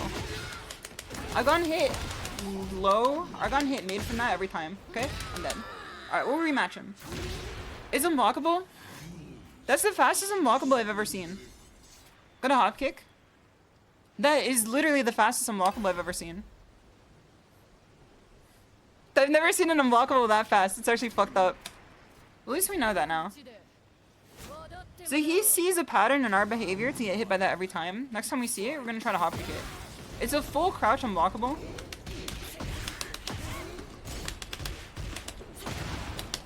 Two. His frames just weren't good enough for that.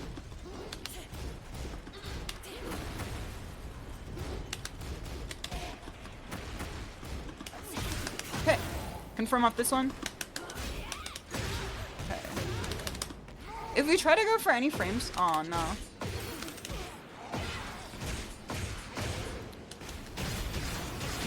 Holy. Here's another one in no sword stance. Also, assuming it's good to have here. I don't know. Yeah, Yoshimitsu's, listen, you can't win them all. And Yoshimitsu, he wins them all.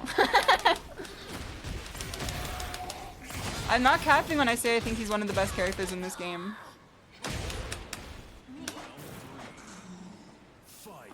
He's nigh unpredictable in the right hands. I think that this person is playing to their residence. The head is soaring. Alright, I have to play small Tekken. Decrease our Tekken size. Alright, don't do anything.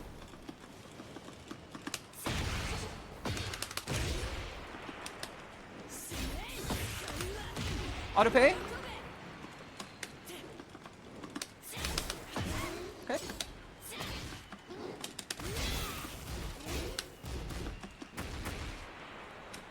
No, okay, I'm dead here. Doesn't Yoshimitsu also have a safe down forward too? Doesn't Yoshimitsu also have a safe down forward too? That like launches you if you crouch? Doesn't he also have that?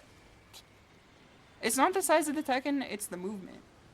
Well, that's like layer 4. 54? Yeah, makes sense. I'm gonna take a drink of water. Yoshimitsu fucking pisses me off. Let me switch the music too. Let me look at this real quick. Let's look at some frame data.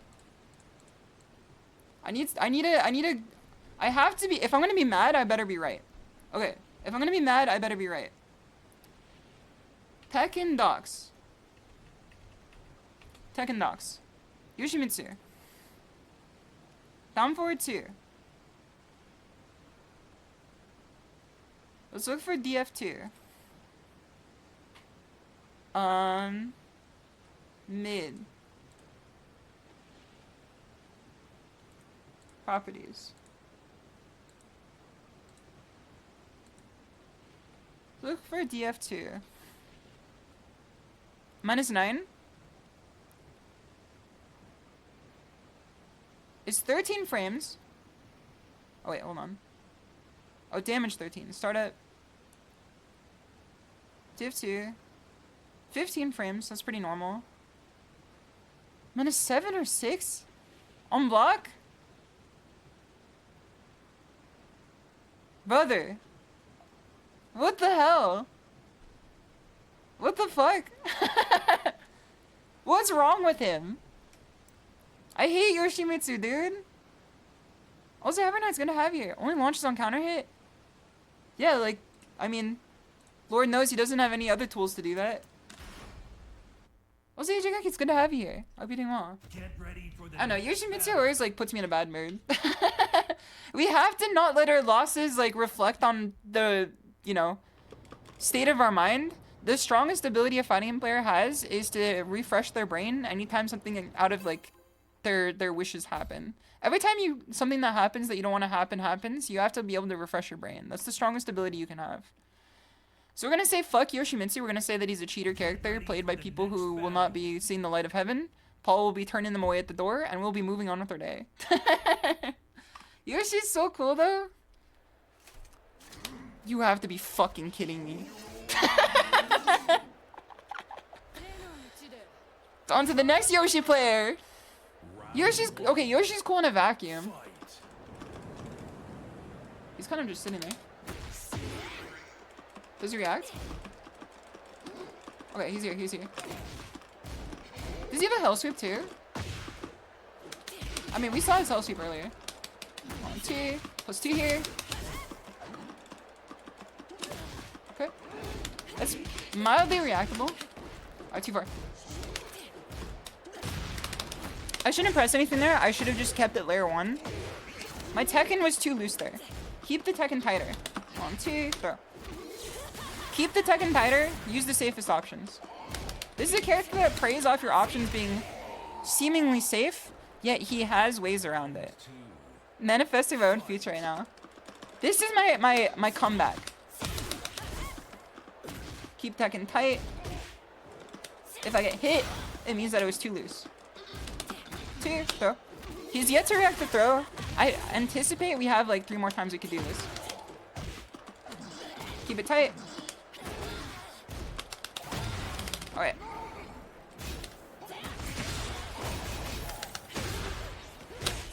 Yeah, flash there. I think flash has to be like the most godforsaken move. But it is good practice. It is good, like, if there's anything at all that's like proving that you could play some small Tekken, it's being able to like deal with flash. Alright, I pressed. My Tekken was too loose there. It was too open. We have to be smaller. Catch him on the spin.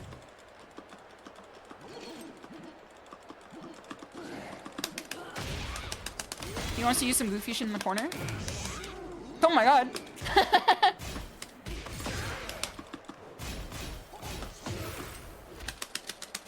We break out of this. Okay. These are frames here. Mid. Okay. Flash is better when no sword, right? Flash is better in no sword stance, right? That's when it's like actually useful. We should keep that in mind. Okay, nice one. We have an option around this. We have an option around if he wants to spin. It's called back 2.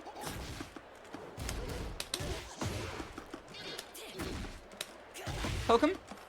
Poke him. 1, 2. Alright. Jab with 1, 2. There we go. 1, back 2. 1, back 2. He wants to spin out. He wants to disengage. He's trying to look for big launchers out of my own, like, unforced errors. So we'll find a way around this. I mashed. My Tekken was too loose. I have to tighten it up.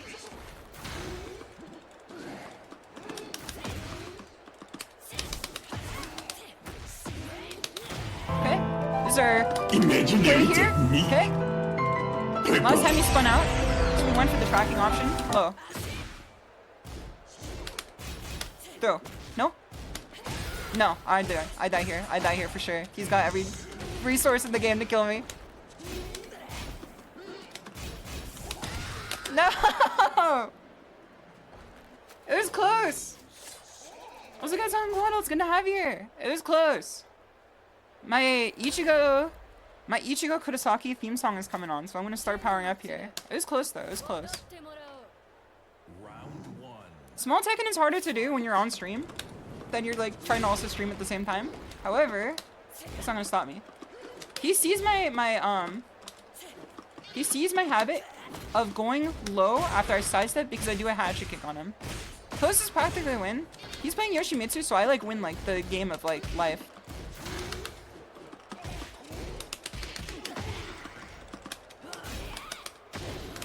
I slow parry.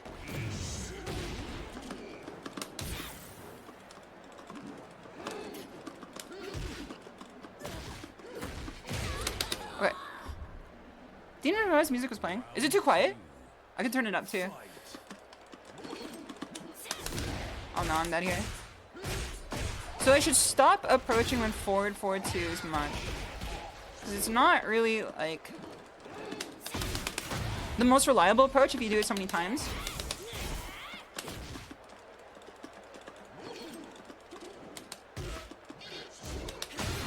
Okay.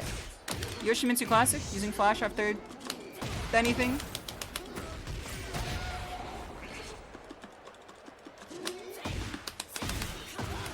I do think it'd be a pretty interesting matchup for King versus Yoshimitsu.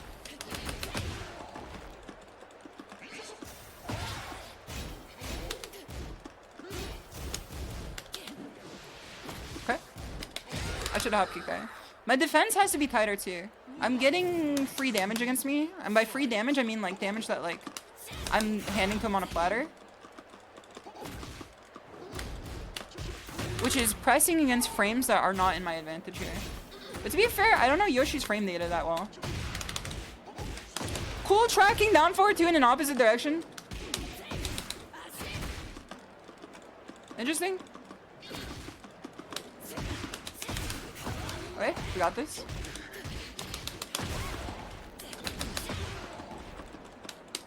Low. Let's do it.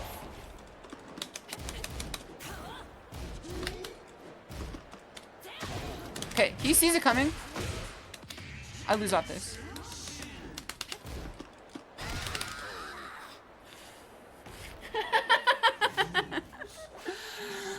I hate Yoshimitsu, brother. Beach music is goated, it is true. Why does every Yoshimitsu player have a sub 60 defense? What is up with you guys? What is up with you guys? Hobo Yoshimitsu got hands. Listen, as soon as I'm able to fight Yoshimitsus, like, you're gonna be staying down here. As soon as the gap in my knowledge is not what's killing me anymore, it's fucking over for you bozos. Flash is active defense. I fucking hate active defense so much. We mash Flash instead of blocking. The game can't quantify that. What's good, Evernight? What's good, Skynian? Oh, gas, no brakes. It's just like, I don't know. I feel like, okay, so for starters, Yoshimitsu is like inherently really good against Reina. Like it's this is not me capping, this is not me coping. It's a great matchup against Reina. He has the advantage against Reina pretty hard. So it's already coming from a point of like I have to contend with his options, then he doesn't have to worry about mine as much. You say Shima cap, but like it's literally true. Kappa Copa sounds like deli meat. I mean, like, the you know, facts don't change based on, like, what you say about them. Like, they're still true. I don't know anyone alive that, in any other context, would say that's not true. What is this Harley Quinn? Dog was in my eyes, my homework was eaten. You know, I got excuses here. Okay, this is an Asuka player that's gonna throw strings out. Obviously, as seen by like a. Okay. Yeah, this Asuka player, we can already tell the type of player that they are they throw strings out, hoping that they do something. So the way that we deal with this is we just play defensively until they show their hand. Kick W Agath Asuka. I feel like it's like Asuka, like the Japanese wrestler. We use our defense as best as we can to take our turn and prevent the mashing of strings to actually do anything against us. May also follows the other OP characters. Yeah, Reina's honest. I was thinking, like, last night when I was about to go to bed, I'm like, damn, I'm so happy I made Reina. She has tools for, like, every situation. Oh my goodness. Listen, if you hit something randomly, at least, like, it's gonna hit at some point.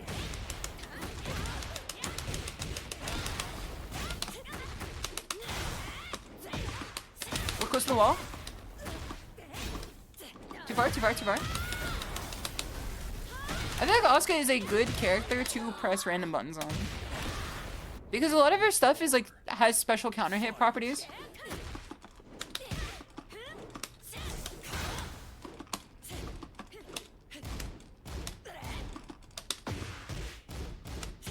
Like, look at this.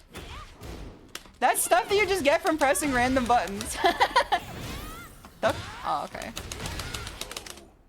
This character is like really benefited by pressing random buttons against people. That's why when I thought about playing Asuka again, I'm like, she will make me worse at this game. Playing Asuka in Tekken 7 made me worse at this game. Okay. The belly move there. Keep it small.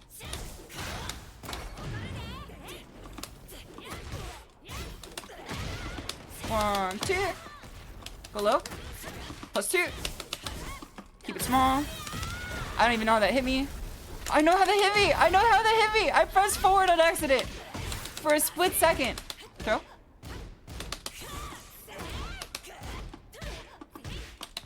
I'm dead. GG. Like, no shade, but it's just funny to see when Asuka players like throw out literally random shit. Like, there's purpose behind it. There's purpose behind it, and the purpose is to like catch someone like a fucking Venus flytrap. Summon the horde of Wino Asuka chatters. I think they died off. I think the people who asked Wino Asuka are like either like Reina more now, or they're like watching another stream. Keep it small. Oh, well. I forgot that parries that. Okay. Two. 1, 2. 1, 2. So after every wall running Kono move that she does. Okay. Hop kick. There we go. After every wall running Kono move she does, she tries to mid check me. Backdash. Sidewalk. Sidewalk. Okay. Alright. Frame trap there.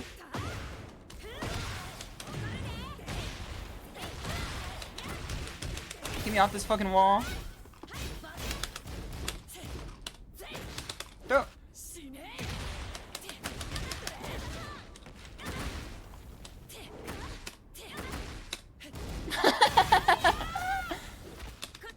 Okay. No, I forgot it's a... I forgot it's a mid. I forgot it's a mid. I use that shit against people all the time. I forgot it's a mid. I got fooled by my own shenanigans. Alright, my Tekken is not small right now. I will win this if I keep it small. What is happening?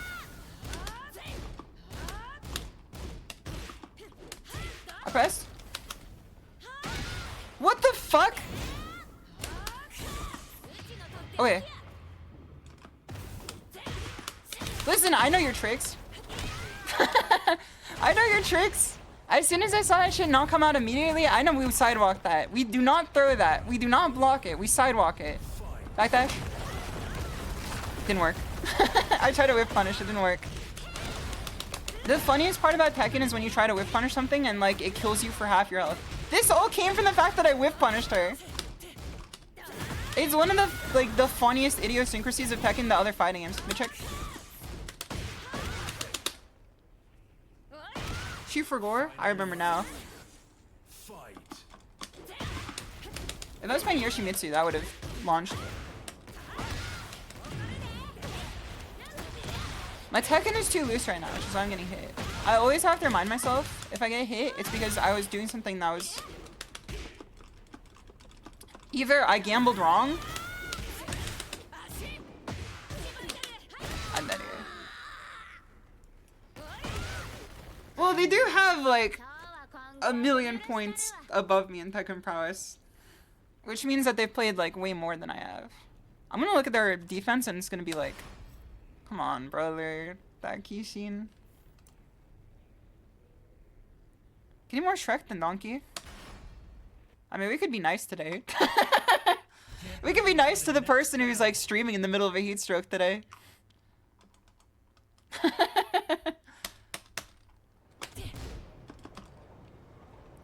me do this. You can get to go with 58 anyway. I think that, like, I don't know. Obviously, I don't have a place to say any of this because it's like, I'm not there. I'm still a battle ruler, and even then, I'm like a battle ruler because I refuse to play ranked while I'm still getting used to the new controller that, like, I've just started, like, a few weeks ago. Gotta hit the mold to power up. True. I did that black mold to power up like I'm Ethan Winters. Get blown up by Leroy in purple ranks. It was so gov. What's good call, right? Leroy is a character that also, like, blows up habits of yours, I feel. He definitely blows up mine all the time. Alright. Coin flip. Oscar or Yoshimitsu? Devil Jin.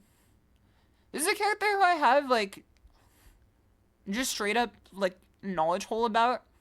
I know that people say he's bad. But I have, like, a hole in my knowledge about this character. I know very little about him outside the fact that he's another Mishima. And then every time people, like, he does anything, and I'm like, what do I do? People are like, hold it. And I'm like, okay. What is this? What is this? Alright, we went low that time. We're gonna go mid next time.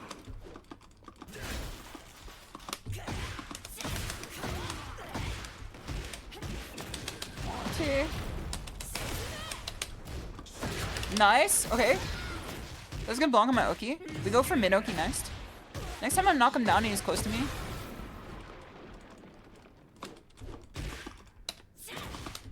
Mid. Okay. What is this lag? Alright. Good whip punish. Good whip punish. This is guaranteed. He might block mid. He did block mid. He reached his ISP data cap. Nice. Okay. I tried to call him out on a sidestep there. He called me out first. His move is faster than mine. And electric will come out faster than a down 4-2. Duck.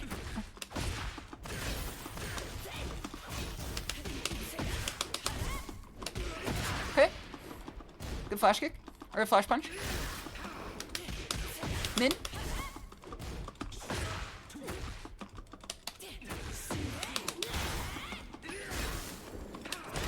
Alright, alright, alright. Keep it tight, keep it tight. Is that a Guilty Gear Strive song playing? That was, a Maximum the Hormone song playing. And now it's another Maximum the Hormone. Actually, no, it wasn't Maximum the Hormone. It was, trying to remember who it was. Alright, keep out of his sight. Small Tekken, small Tekken. That's the goal for today. Keep it small, keep it small. Keep it layer 1 until he forces us to use layer 2. There we go. Pokes are permanent damage. There's nothing he can do about it. Fishing for combos, while nice, gives him a lot of wiggle room to come back.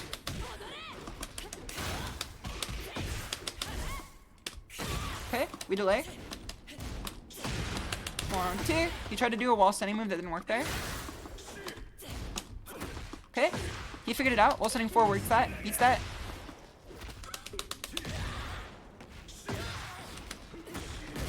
This is bad. I'm in a corner against him. We hold this. We hold this Devil Jin to be self-evident. Throw. Our option there is gonna beat something, if it was a delayed while sending move, I think it beat it. What could have beat it for sure, it was a jab. I was a little unsafe there, but it still worked anyway. He left! He left! No! He left! Your opponent has too much money in his pocket, seize the opportunity. It's definitely like, I should be using pocket change more. If you guys are not aware of what pocket change is, it's a colloquialism I put together for, down back 2. Send the MF on his vision quest. Also, Coyote, it's good to have you here.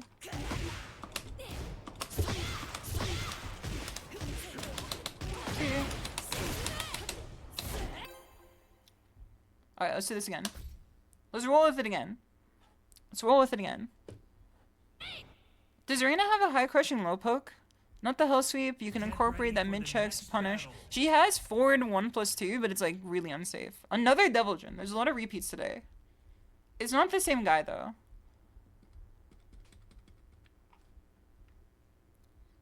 Cloacalism. I don't even want to think about that. I don't want to think about that.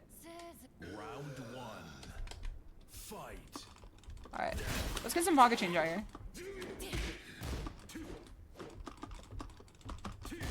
Check. Down forward 2. Next time he tries to poke me, pocket change. Pocket change is -3 on hit. Mid. Okay. Pocket change. 1+. Okay. He knows.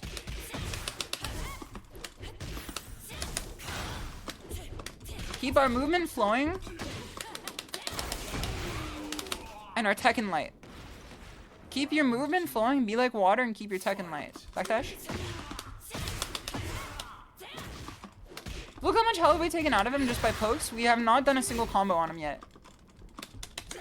Okay.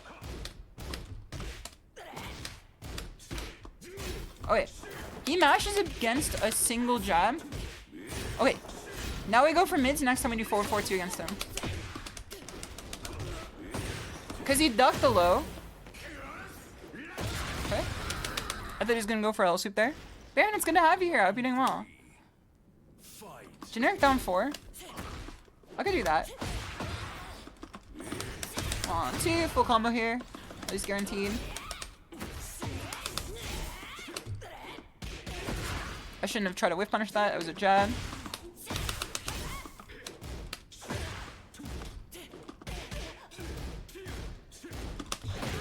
I tried to electric there. It's not gonna work. He might kill. He ain't not gonna kill. I'm dead. Okay, let's take this back. Let's take this back. Did he just Cyclops laser you? He has Cyclops laser. Okay. 1, 2. Keep this at just 1. Okay. Steam just gave me a notification for the summer sale. Interesting. I'm dead. I'm dead.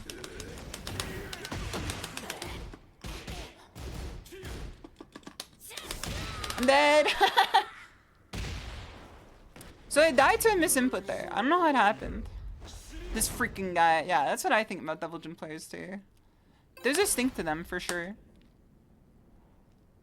We're fighting all the people, all the characters that got a stink to them. Asuka, Yoshimitsu, Devil Jin. It's okay, we can take this back. Pocket change. Pokes are premium. 1. Okay. We're gonna enforce the +1 here. Okay. He knows the answer to it, which is Dick Jab.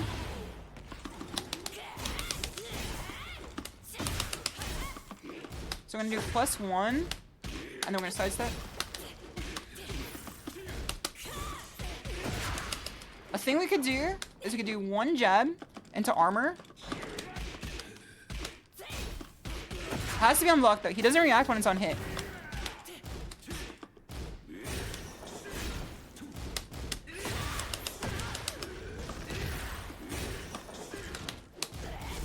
You gotta be kidding me. You gotta be kidding me. You're just smelling yourself, Shimada. Listen, my nose is too stuffed to even smell that. Okay. 2. Mid. Okay. I duck there. Keep it small. 1. If I hit him with down forward 1, I can hit him with a forward 4. If it's on hit, that's enough frames. Nice down 2.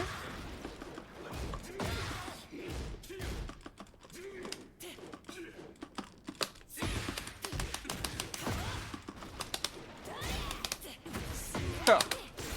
Nice. You try to get out with armor. There you go. If at first your down 2 doesn't succeed, do it again. Dark Tower is good to have you here. Welcome. Miss punish.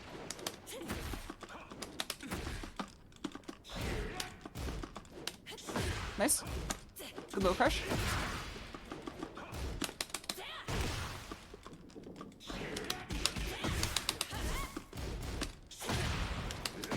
It's too slow. Should have gone for a down forward 1 instead.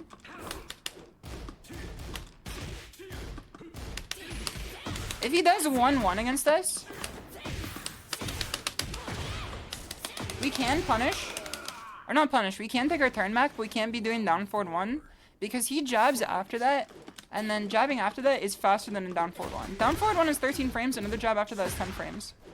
He's checking our game right now. As much as we're checking him, he checks us. So we have to keep that in mind at the same time. Oh no, fuck dive kick. This is tagging. Duck, okay. He knows the answer, which is to dick jab that.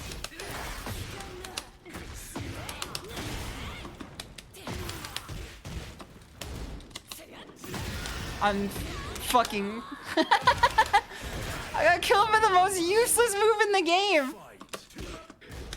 I used the most useless move in the game by accident and it killed me. Raida's wall standing 1+2 is like the worst move in the entire game. Or at least one of them.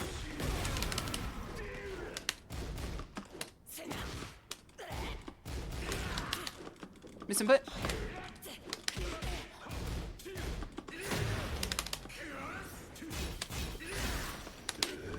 I tried to throw.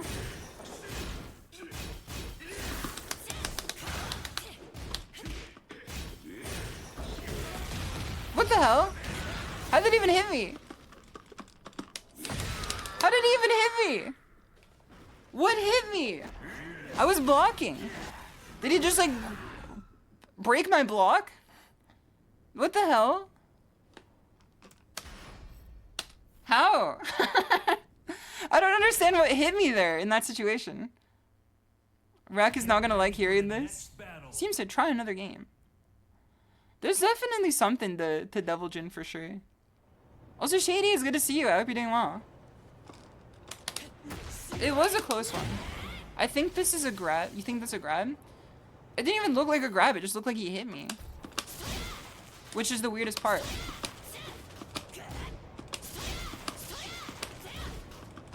Let's see if we can do 3 electrics in a row. Okay.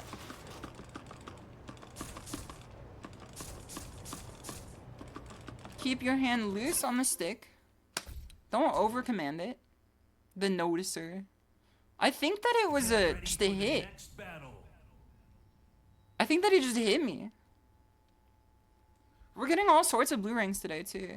At least it's keeping within our rank and it's not forcing us to fight like orange ranks. Okay. Use every tool. Oh my god. Catboy Brian.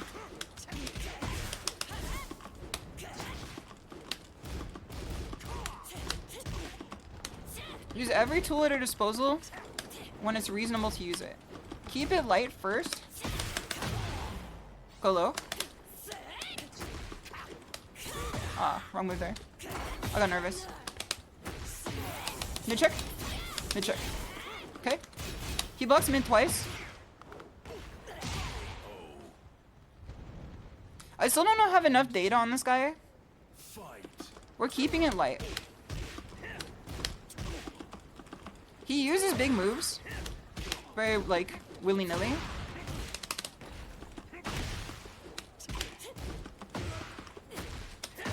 Ah, misinput. They buffed the fuck out of Brian. He just kills you now. If he hits you with a combo, he just kind of kills you. Round 3. Fight. Supposed to be an electric.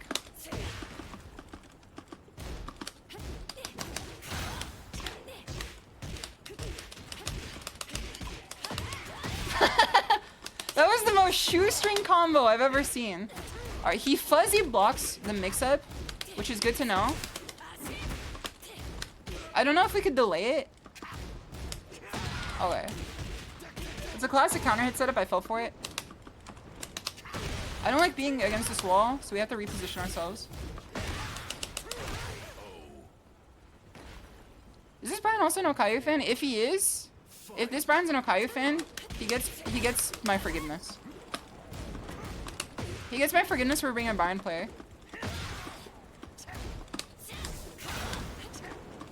Oh my god, that orbital would have killed me.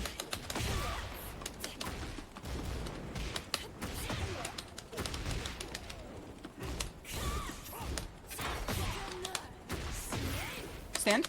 Okay. I wanted to wait for him to tech roll so we can grab him. That was the purpose of that. Okay, good break, good break. We'll grab him with the 1+2 next. He was looking for a slow kick that's a counter hit launcher, so I wanted to at least get it in between there. That was a very purposeful down forward too. That wasn't a match there.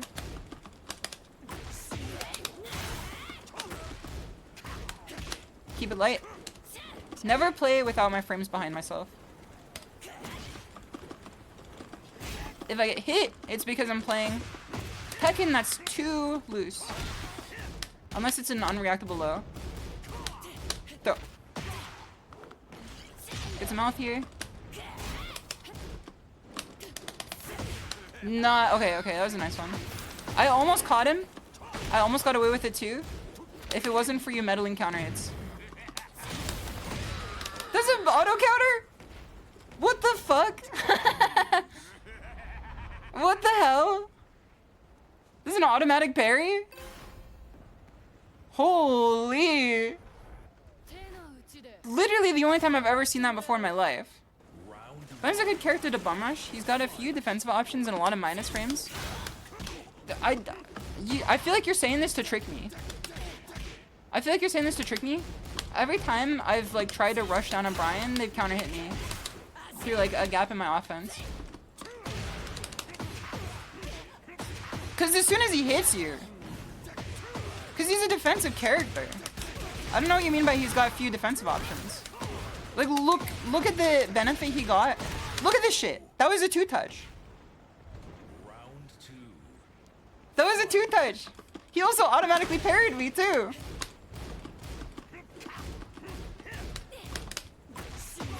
Okay, so we adapted. I did a high into a mid. He did not take the bait at first.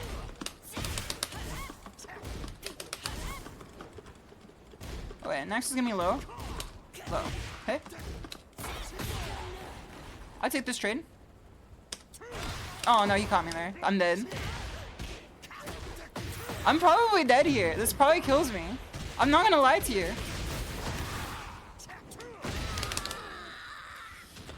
I saw a tangent upper. I tried to duck.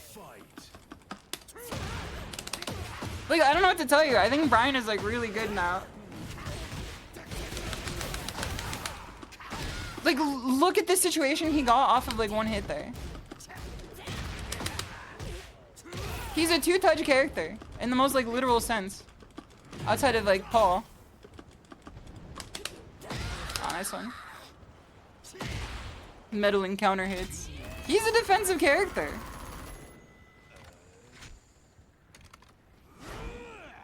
The heat is actually frying my noggin right now.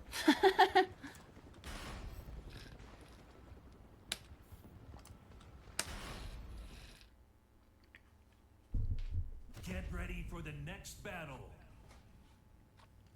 At least, I think the Tekken is getting better. The play is getting better. There's more purpose to it. And there's less gaps. The problem is that if you have any gaps against certain characters, you die. Brian is one of them. He's the type of character, at least in my opinion, you could say this is cap if you want. I don't think it's cap at all. I think it's literally just the truth. Where if he gets like one in on you, like he wins. He's like Paul. Both are defensive characters that are like, if they get one in on you, they win. You've seen what Brian just did to me. He did a combo into a setup into another combo, and the second combo killed me. It was two combos. One was a counter hit, and then the other was just like a setup. So you can't really be wrong against him. But if you don't let yourself get hit, then what can they do? Which I think it's like one of the... Oh no, it's this motherfucker again. We have to fight him again. At least I can get my revenge now. It's homeless Yoshimitsu. I think that at the like base level of Tekken, it's about playing in a way that's not gonna let you get hit. Okay. Too far, too far. Big jab to check. Yeah. So that's free damage. I pressed on frames that I didn't have there. I pressed on frames that were about to counter hit me there. Wait, where did his health come back from? He had like no health before. Where did it come from?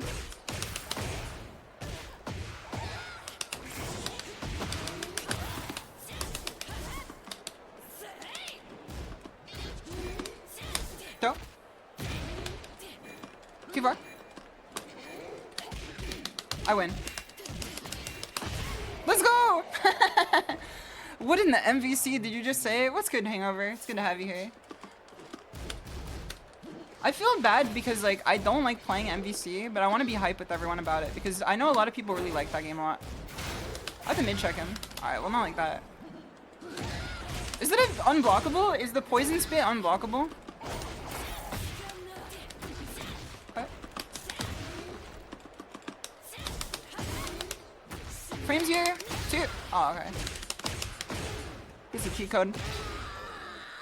He's got a cheat code. Like, I want to be hype about MVC too.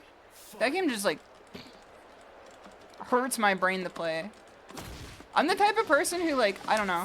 It's hard for me to get down with Kusage, which is why I had such an allergic reaction in DNF Duel. Oh, no, there it is again. What's good, Jaguar Jack? Good to have you here. Alright, that's probably plus. Unblockable high.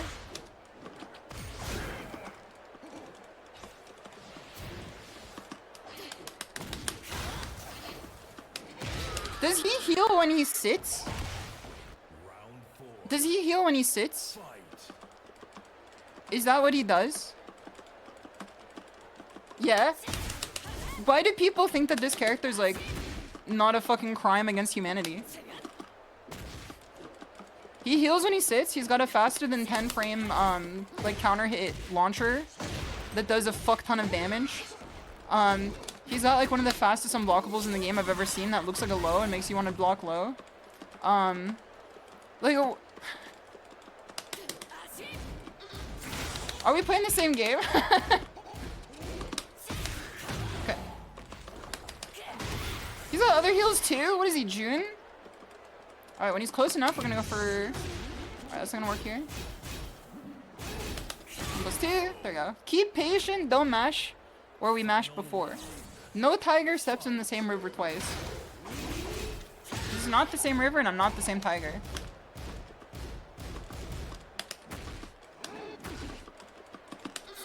Okay, nice one.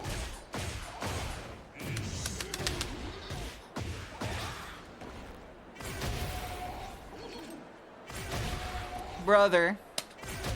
What the fuck? He's the OG June. It's little wonder why I don't like that character either. What the hell? I did see the match where it was the two Yoshimitsu players like doing that to each other over and over again. And just like killing each other. That was really funny. Yoshimitsu's only like not an affront to God in the context of him fighting another Yoshimitsu player. Cause then that's like a ukiyo-e theater. Like that's funny. Like, that's for your entertainment. Yoshimitsu under normal context is like cruel and unusual punishment. It feels like nothing he's doing is unsafe. So we have to make it unsafe. Alright, that's too slow. I should jab.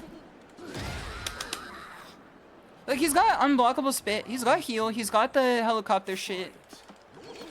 He's got the unblockable kick. Duck. Big Tekken, but sometimes it works. I should have held it. Okay. Is there any setup that you can just, like, ignore that and, like, play around it? Like, is there any way that, like, when he does that helicopter move on you, you could just say, fuck you, I'm not dealing with this today? Because I think he hits you enough time to beat out your armor. His down forward 2 was faster than mine. I didn't mean to do down forward 2, though. So I was probably, like, a frame late. A frame late, a frame short. Okay, dick jab doesn't work there. Jab or duck? Does he have a mid out of helicopter, or is it everything duckable?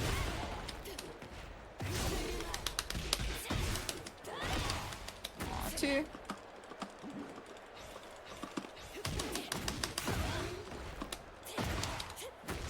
Alright, keep the pressure up here. Okay. No, I'm dead. Fuck Yoshimitsu! Fuck Yoshimitsu, dog! Do you see how fast that unblockable is? Do you see how fast that fucking unblockable is? Fuck Yoshimitsu, man. Holy.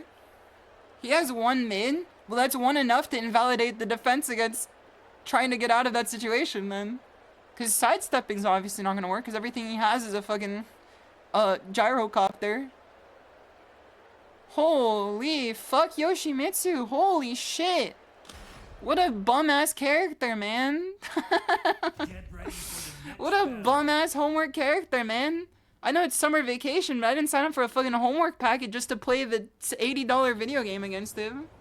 Holy.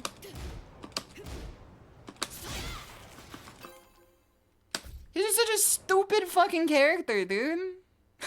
He's gotta fucking sit down, have a picnic, and heal. He's got, his helicopter shit, which apparently, like, you know, the game plan against it is to duck, but hold on, we got a mid out here. I'm sure that mid's gonna launch me, too. Round 1. Alright. Okay. Keep it slow, keep it low. Oh, hold on. Thought that was punishable. If I get hit by him, means I left an opening. There's just something, like, repugnant about Yoshimitsu in this game. I agree that he's a cool character, and that he's, like, a cool alien cyborg samurai. That's sick as hell. He's still Yoshimitsu in the context of this game, though. Alright. He's ducked this against twice, so he can't rely on this. There's nothing worse for the brain of a heat-addled streamer than fighting Yoshimitsu. Oh no, he gets it for free.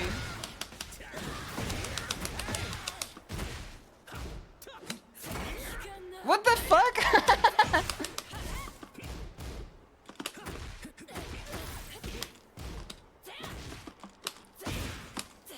What?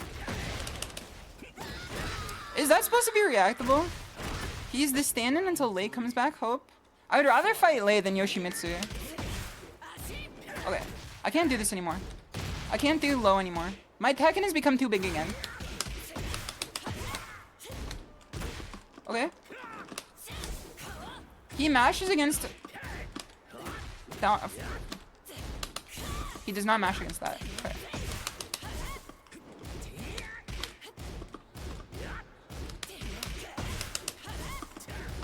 Sidestep.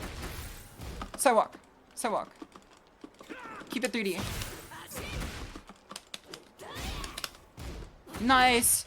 Low. Nice low. Nice low block. Respect the low block. Lei's better to fight against than Yoshi. Like, I'm telling you right now, Yoshi has to be like... It's not a true combo on normal hit, but you have to hold back. I was holding back, though. Unless I wasn't. Unless I wasn't. I think that I was holding back, though. Like, I think he just hit me with it.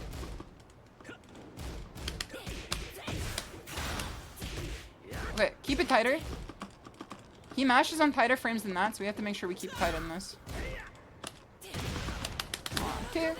Okay.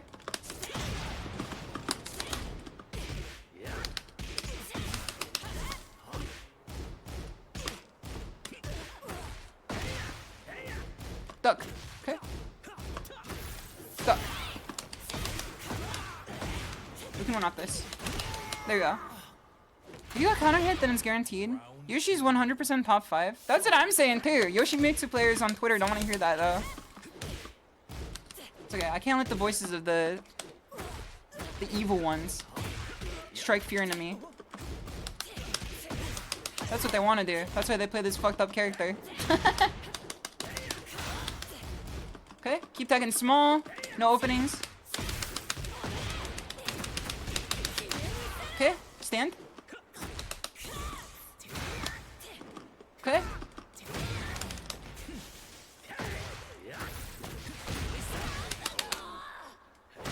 One incarnation. Is that a true combo? Is that a true combo? Okay. I should try something a bit better frame than that.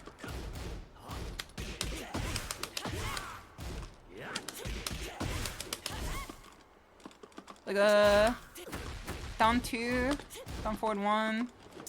Even like a low. We need to Scott some of those. Well, skyrocket. Okay. You are a Yoshi player in Tekken Special though. Tekken Special is not like a real video game. Tekken Special is like a fucking fever dream. Okay.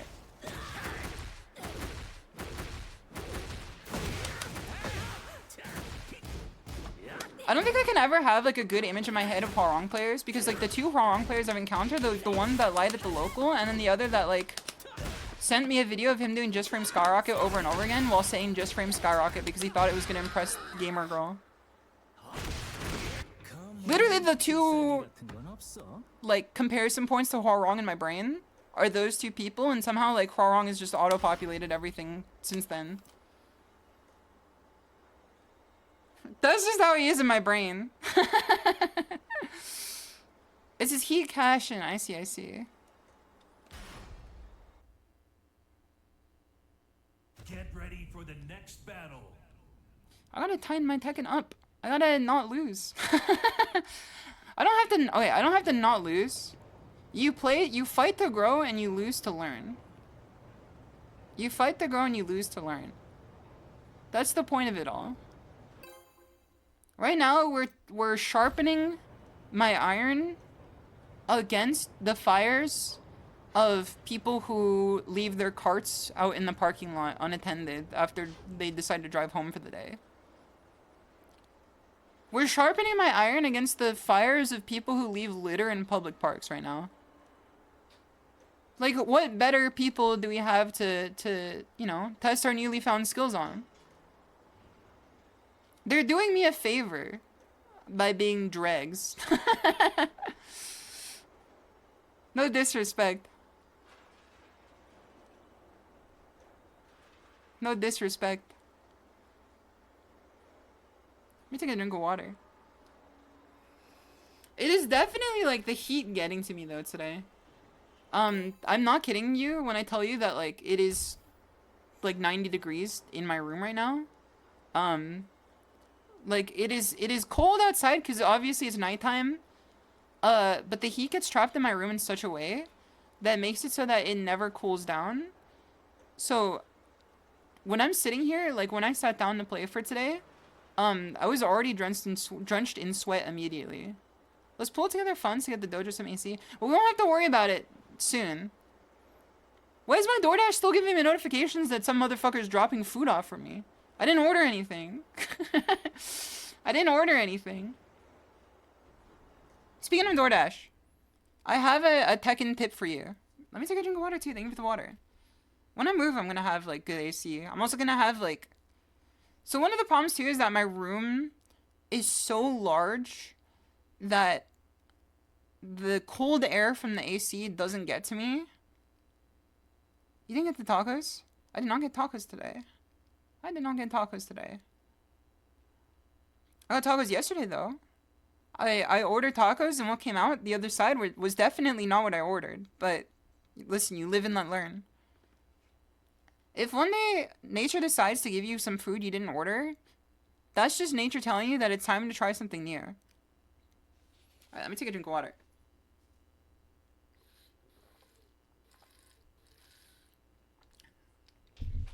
This is a combination of Tekken tip and life tip. This is a combination of Tekken tip and life tip. It's gonna take a while to incorporate this in, but this works for me. In real life, you should become addicted to ordering DoorDash. Now, I know you might say, Shimada, that's a bad thing. Yes, it is a bad thing. You have to sharpen the irons of your fire first to learn something. So you must become addicted to ordering DoorDash and then become like financially in ruin because of it. That's step one. Step two is you have to develop a moral aversion to ordering DoorDash. Because you have to, like, ingest enough of the poison to understand that it's, like, a moral failing to order DoorDash to such a degree. It is, like, bad for you spiritually. It's just not good for you. It's not good for your wallet. It's not good for, like, your soul. It's just bad for you. You have to develop a hatred in your soul. Every time yeah, must touch the oven to know not to get burned. Exactly. Armor King's dead forever. You're a Fang player now. What's good, AB Rogue? Don't worry, Armor King's coming. Season 4. So first, you become addicted to ordering DoorDash. Second, you look at the damage it's done to both your soul and your wallet, and you understand the fact that DoorDash is an evil entity. It's an evil company just trying to ruin your life. So what this step does is it develops a hatred in your soul for yourself every time you order DoorDash. Now, what you're supposed to do from here is that every time you get hit in Tekken, you're gonna, in your mind's eye, picture yourself ordering something on DoorDash. Picture yourself doing something so irresponsible as ordering something for 3 times the markup on DoorDash versus the actual price, plus the delivery fee, plus the tip. Because 90% of the time you get hit in Tekken, or at least like 60% of the time, it's avoidable. Like, you could have done something about it. Now, every time you get hit, imagine that you just ordered something on DoorDash. You're gonna start developing the same... the same hatred, for your, misdeeds that got you there. You're gonna start thinking, I didn't have to get hit here. And it's gonna like Pavlovian train you into not getting hit anymore. Ordering 100 bees burgers. Every time I think about ordering DoorDash, I think every time I had to deal with an asshole DoorDasher, I feel like, I don't know, I've encountered weird DoorDashers. I think if I've ever encountered an asshole DoorDasher, it was like water under the bridge by now, and I haven't thought about it since then. But like, it's just bad for you. Like, there's no reason for... I noticed the song is put up in the top of the screen that is playing. I'm dumb sometimes. Don't worry. Sometimes it's not accurate. You develop that from seeing the fees add on, you're good. You just drive to get your food. 9 times out of 10, when you want to DoorDash something, you could just drive there. There's very few times in which you can DoorDash something where it's like logically a better solution. And even so, you should feel somewhat remorseful about it. Because it trains you not to rely on it when you don't need it. You know what I mean? That's what I did. I used to be addicted to DoorDash because I was like, I need to stream, I need to work, I need to get stuff done. I have to get my food here fast so I don't waste my time. I have to min-max everything. And I had like an addiction to getting DoorDash food. And it made it so that like I was wasting so much money. I was wasting a lot of food too because I had like ingredients at home too. Okay, small Tekken. This guy's playing some big Tekken already. He's playing some fucking huge Tekken. Okay, that's minus 13. Good to know. At least minus 13. See how easy it is to play Tekken when like you're not like foaming at the mouth? See how easy it is to play Tekken when you're not like foaming at the mouth and you actually like try to form a game plan? It plays itself. Nice low.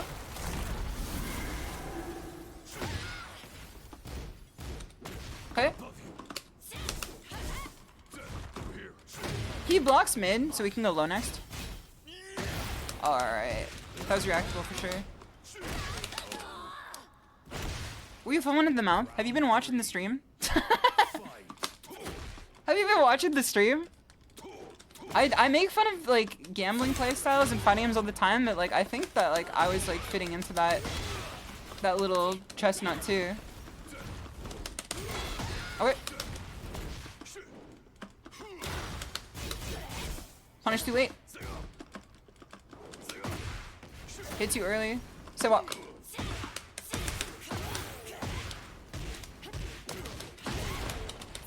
Okay. Low again. Okay. Power crush. There you go. I think I was trying to run his offense there, but power crush might have done something.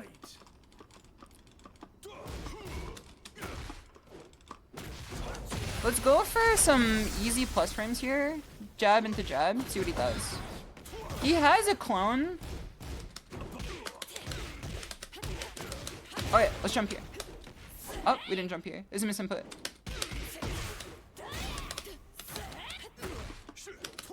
Okay. I'm gonna be honest with you, one of my contacts is falling out, and then making the like white sand background like impossible to see anything. One of my contacts is falling out, and the white sand background is impossible to see anything out of my left eye. No sticks thrown yet. No, while I can get mad at video games, I would never put myself in the same category as someone who like punches walls or throws controllers. That's like unthinkable to me. I feel like some people in the stream have told me that they've done it before, and I'm like, why? Like, I just don't get it. Maybe it's just because like my brain wasn't wired that way.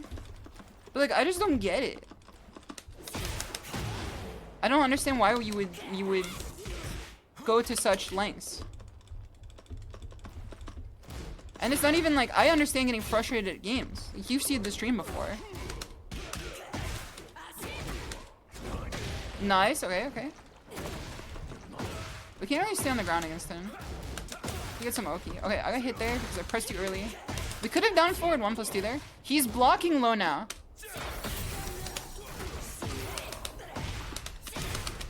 Nice. I don't know exactly how we hit him down forward 2. I think he might have pressed the button and we got a counter hit launcher. Because that doesn't launch on counter hit, or on crouch. Okay. Overextended. As long as we don't overextend, we won't take any damage we don't need to. Basic principle of Tekken. And I would say also any other fighting game too. We gambled. So we got hit there, but it's okay. We try to minimize our risk. Okay, I pressed. Contact's falling out again. Round 3. Fight. Yeah, I mean, when your brain's like not developed, it makes a lot of sense. I've seen like adults say that they do it like regularly. And I'm like, brother, get some help. Okay, he's at the wall. I pressed. It's a 3-hit string. And I pressed on the 3rd hit.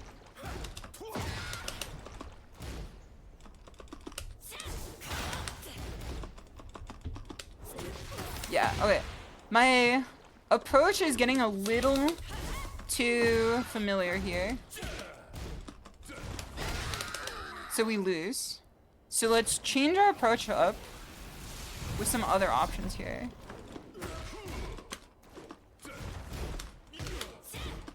If we can hit a counter hit up 2 or up 1, it's really good for us.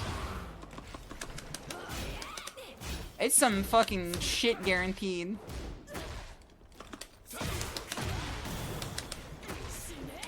Okay. 1, 2.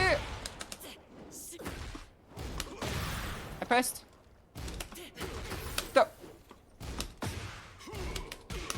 Go. Come on, jab. No! You motherfucker. Sir Chicken, it's good to have you here. I hope you're doing well. Holy, you motherfucker. Well, they worked. Holy shit. He hit me with that. He really did. That's so funny. Your parents would beat your ass if you saw you're throwing some shit. Like, I... Also, Poop Poop, you too. It's good to have you here. Hope you're doing well. You got a sunburn in your face. I'm sorry to hear that. Put some aloe on. Put some aloe on. And then make sure you're careful when you take a shower. Okay. We can duck after that. We cannot duck after that, though. I misinterpreted.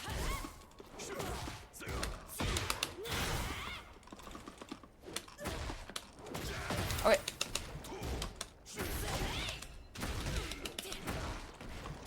We're giving him too much to hit us for. So we have to tighten it up. Okay. This is our chance. Well. It was not meant to be a wall running 2. It was meant to be a forward 4. Or a wall running 4. It was meant to be a forward 4. Like this one.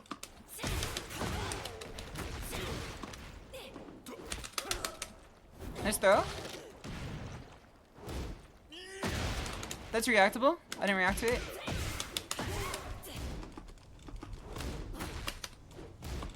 If he does that flip, we should just... Oh, no. It's something about this back turn snake edge that really fucks me up. Alright, alright. We were too loose with our tech in here. Because naturally, I know that that's launch punishable. My problem is that I've Pavlovianly trained myself into always trying to punish that with wall sitting 4.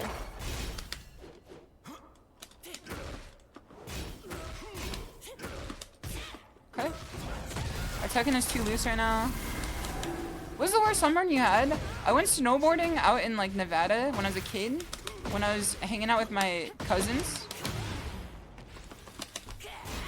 Duck, okay. Okay. I'm dead here. I thought I'd duck low. I guess I didn't. Maybe I was just like stuck in hit. GG though. Where's someone I has? I went to Nevada and I went snowboarding up in the mountains there. I did not understand the fact that you need sunscreen if you go to the snow. That's like was a foreign concept to me. I'm not gonna mention defense. I'm not gonna mention defense rating. I'm better than this now. I've grown. I've grown. I got killed because my Tekken was too loose. I have to keep that in mind. I have to keep this in mind. If I get hit, it's because my Tekken was too loose and I left too many openings. Small Tekken can't be built in a day. It's built from training yourself to always be on no matter what. And if you're streaming in 100-degree weather, sometimes that's a bit difficult. But I went to snowboard in the mountains of Nevada in Lake Tahoe. And I was unaware of the fact that you needed sunscreen when you go to the snow, because light reflects off the snow directly and burns you like a fucking magnifying glass if you're an ant. So I went with 0 sunscreen. And I came back like, you know what bacon looks like after you leave it on the frying pan for a little too long? Like it's like it's baked and it's like bubbling and stuff. I literally looked like that after. And I couldn't take a shower because water contacting my skin hurt so bad I couldn't do anything. You once broke records back when you were a kid, not because you were angry, but because you were a dumb kid. Your father put you put you through a wall after that. What do you mean put her through a wall like that? Like Resident Evil 7 style? Like he grabbed you and put you through a wall? Funny thing is they were not his records, they were my mom's. I mean, he probably wants to protect her stuff too. I don't know about putting you through a wall. That seems a little extreme if I'm like reading the situation correctly. Lobster mode. I was literally a lobster tiger. It was absurd. It was insane. All right. We're gonna preserve my mental health. We're gonna preserve my mental health by doing the Tekken special. This is the Tekken special. Let me show you. Where did I leave it? Where did I leave it? Yoshimitsu. Okay. This is the Tekken special. If you are like me, and you're putting yourself in a situation where, like, the woes of Tekken are trying to destroy your brain from its foundations bit by bit, you simply go to the New York Times connections. And then this is how you get your brain jogging again.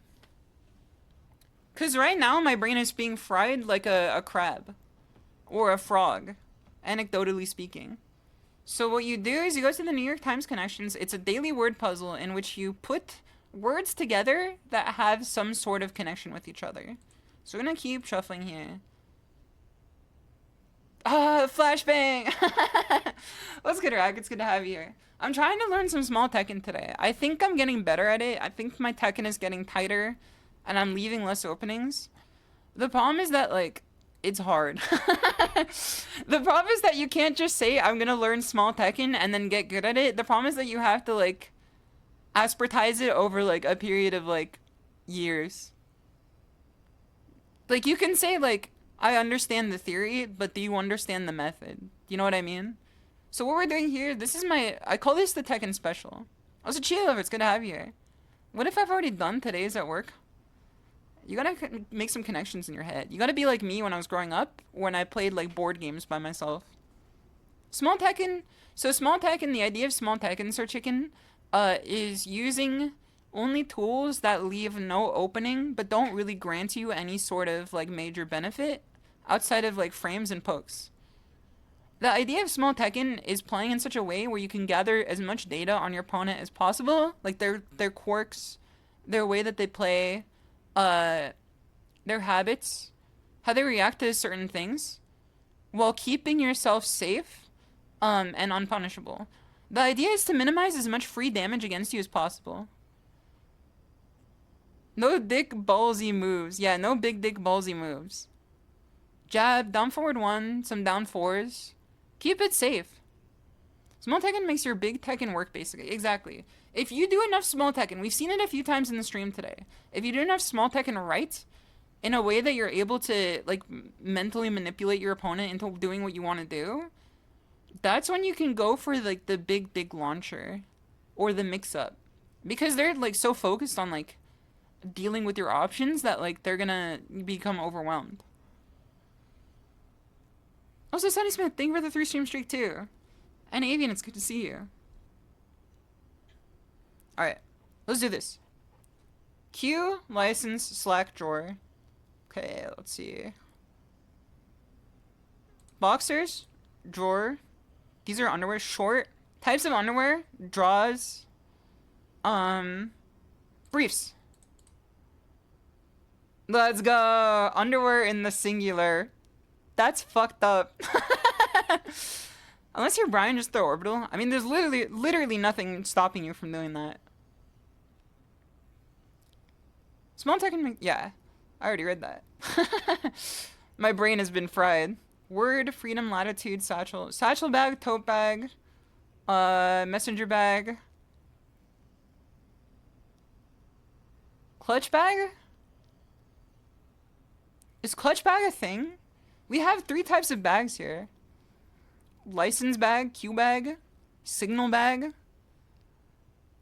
flatted freedom bag. Let's go with clutch. Types of bags. Clutch bag is the thing. I didn't know that clutch bag was the thing. I've never heard this before. Slack license queue prompt. This one's not super hard today. Well, it usually gets hard in 3 and 4. Signal. You signal someone to do something. You prompt them to do something. You cue them to do something. And you... There's a 4th here that we're missing. You could Slack someone, but that's like a message, like, online. That's like the employed person's version of Discord. You can word someone. I am so fucking smart. Dog, I'm too good for my own good. Lap, it's good to see you. I hope you've been doing well. I'm too smart for my own good. What the hell, man? A perfect score? We love to see it. This is part of small tech and training, is being able to do, like, the daily connections. Being able to have, like, the cognitive, resources your brain providing you shows that you can do some small tech in. You would have mixed yourself on the 3 of those. Damn, that's goated. Thank you. You want to see something goated? Let's do a guess the game. This looks like, Watch Dogs. Either Watch Dogs or Spider-Man. I want to say it's... Actually, no, it's Hitman.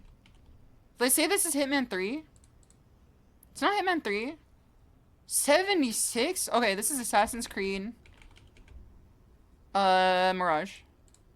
Yep. You wanted to talk about Godin?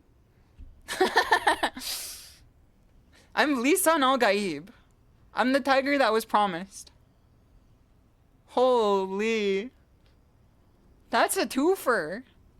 That's a Costco 2-for-1. Holy shit. Alright. Next game.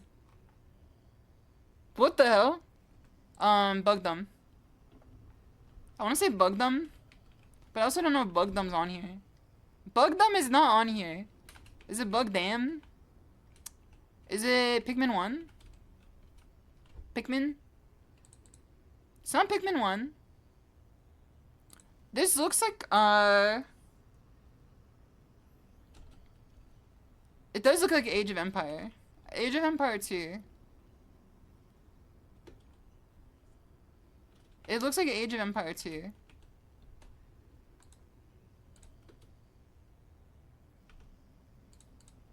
It's not Age of Empire 2.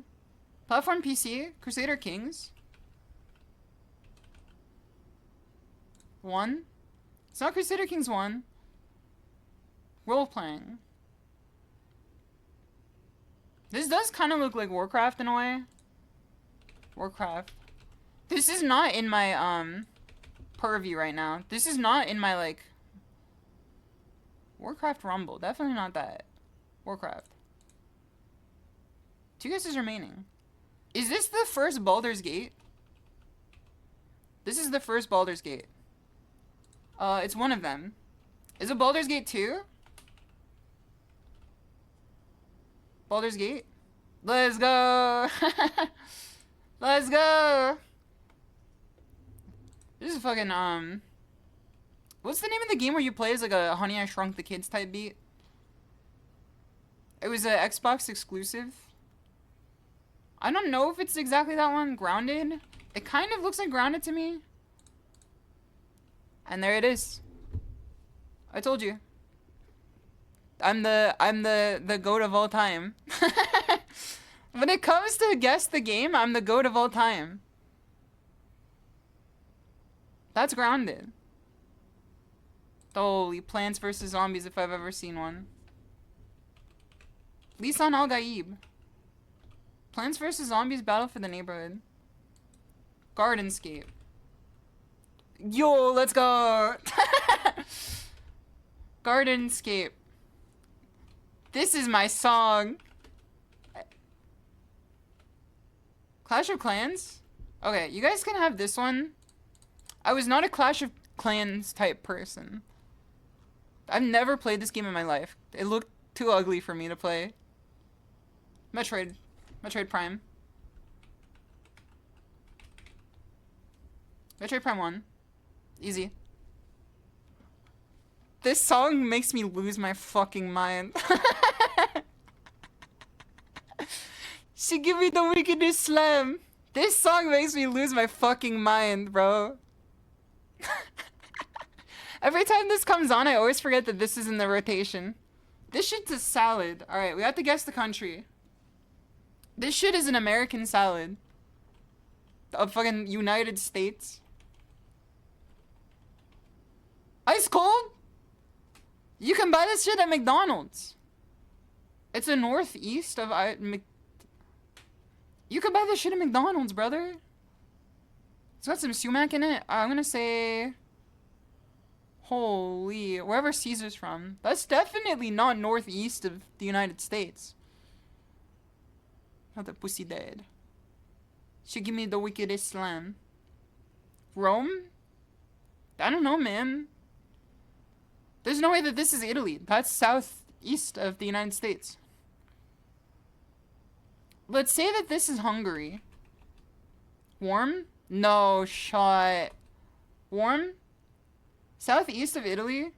What the hell is southeast of Italy but northeast of the United States? That makes no sense. What is the metric here? What type of fucking projection are they using? North Africa? I could see it. Let's go Greece. Warm? Southeast of Greece? No way. I have one guess remaining. We have to be certain on this. We have to be certain on this. The name is Fatouche. The name is Fatouche.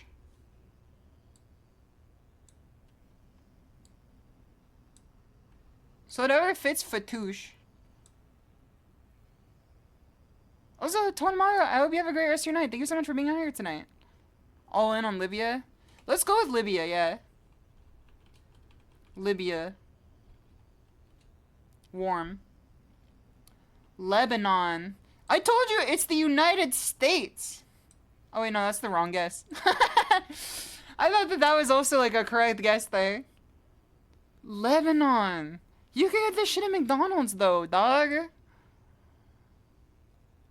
You could get...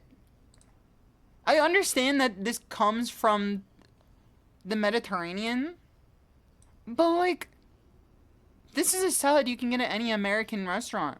Alright, next round. Oh, this is fucking easy. Hold on.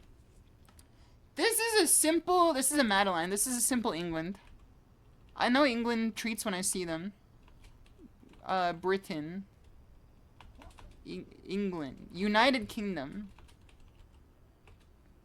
Hot? Southeast? Is it French? France? I thought Madeleines were from England this whole time. I thought Madeleines were from England this whole time. I'm not gonna hold you. Every time I heard Madeline, I'm like, that's a fucking, like, British name. Holy, this looks good. I'm not gonna lie to you. Paneer, oh, this is India. Hold on. Cardamom, paneer. Easy. Easy. That's a one and done. That's a one and done if I've ever seen one. Paneer is fucking goated. Easy. Final score. What's our final score? Well, we always somehow get a little below the curve, but it's okay. It's okay. There's that Tekken Expertise coming in handy again. Your cholesterol jumped from seeing it. I don't think it's gonna be that bad. It looks worse than it might be. Okay, let's do a real fucked up one before we go back to the game. Guess the game by its specifications. This is the most fucked up one. It's so fucked up that you have to just come up with a random game first. That's how fucked up Gamedel is. Let's say Tekken 7. Tekken 7. That's 6. We'll say 6. It is newer than 2007. It is not Bandai. It could be a fighting game. Action game? Wait, hold on. Street Fighter 5? Street Fighter 6? Okay. Arcade fighting. We might be in our wheelhouse. I'm not gonna hold you. We might be in our wheelhouse today. Let's go with Tekken. Let's go Street Fighter 5. Street Fighter. Let's go with Street Fighter 4. Street Fighter 4. Street Fighter 4. We might be in our wheelhouse today. Side view. It is a fighting game. Wait. Okay. It could be Mortal Kombat, which is sad. Mortal Kombat 9. I hate the fact that I have to guess upon my Mortal Kombat knowledge. Was there Mortal Kombat 9? I swear that was like a real game. It's not NetherRealm, it's not Capcom, it's not Dimps, it's not Bandai. And it's newer than 2015. But it is a side view. And I honestly think this is fighting game. DOA, Injustice, it's not NetherRealm. I wouldn't say DOA is like 2D. King of Fighters, it could be King of Fighters. It's younger than 2015, or it's older than 2015, but younger than 2008. KOF 14 came out after 2015. Let's go with, hold on, Hail Mary, Guilty Gear, Exiled Revelator. Okay, that's not it. That's not it. Let's go with King of Fighters 13. None of these. King of Fighters 13 is not third person. What the hell? What the fuck are you talking about? King of Fighters 13 is definitely not third person. That's horrifying to think about, actually. The one Shonen Jump Battle Arena game, that definitely came out after 2015 for sure. Waiting for it to be Smash? Oh no, Smash 4. Super, well no. Cause it has to be at least on one of these systems here. It has to be at least on like one of these systems here. And Xbox has been a through line in like almost all of these. What's another one though? BlazBlue? It's not ArcSys though.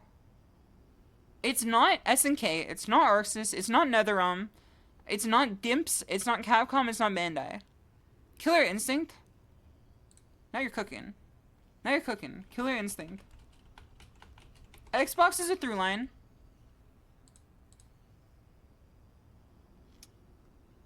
Who is it? You're fucking kidding me, bro. This is definitely not the Killer Instinct I was talking about, man. You disingenuous motherfucker. This is definitely not 9 average guess attempts. Holy. So it's a multiplayer game. King of Fighters 13 is not a split-screen third-person game. After an HD cancel loop combo, you can become the third person. King of Fighters 13 is a single-player game, dog. I've seen Ash combos before. One time clear, I'm scared. We have 3 here.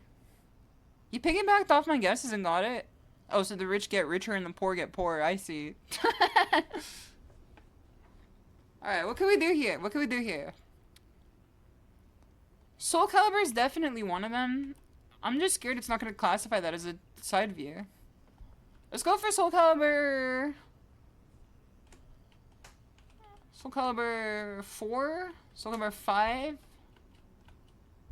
Are these really our only options? 1, 2, 3, and 6?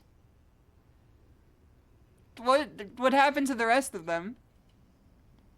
What happened to the rest of them, man? Well, Emilio, it's good to have you here. I hope you're doing well. That is band code, though? That's true. Virtua Fighter. Real... Okay. The dream's dead. Real does not recognize real. Real does not recognize real. Also, hi, it's good to have you here. Hope you're doing well. Virtua Fighter has been long forgotten. Understandable. Wait, hold on. Zero Escape. It's definitely on Zero Escape. You got this? I don't know any other fighting games. I'm gonna be real with you. Too old for this? It's 2012 to 2020, 2014. That's not when I was playing fighting games, though. I wasn't playing fighting games back then. Like, at all. That was when I was in my Dark Souls era. No more Virtua left to fight. I, like, gave up on fighting games back then. I tried them a bit, and then, like, I was like, this isn't for me. And then I got really into Dark Souls. Dive Kick? No, that did not come out before 2015. There's no way. There's no way. Unless? Unless? It's not on here. It's not on here. It can't be MVCI either because it's not Capcom.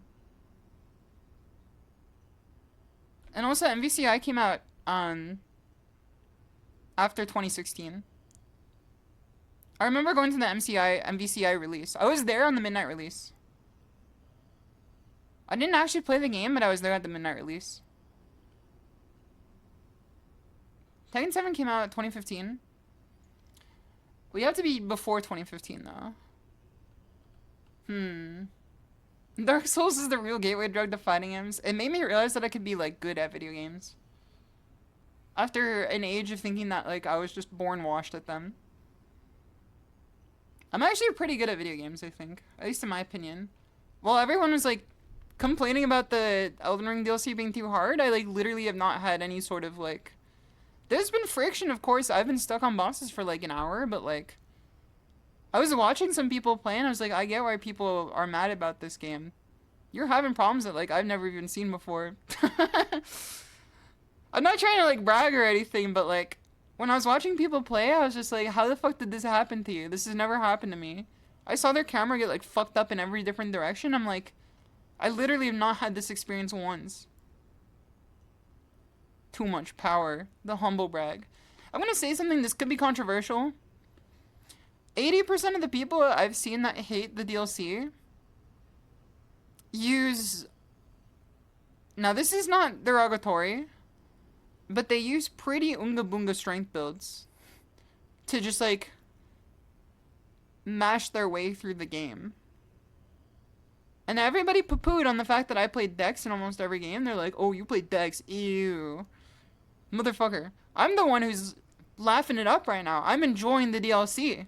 You're like, there's never any openings. And I'm like, oh, cool, I have a 1-frame opening here to do, like, a L1 attack. Cool.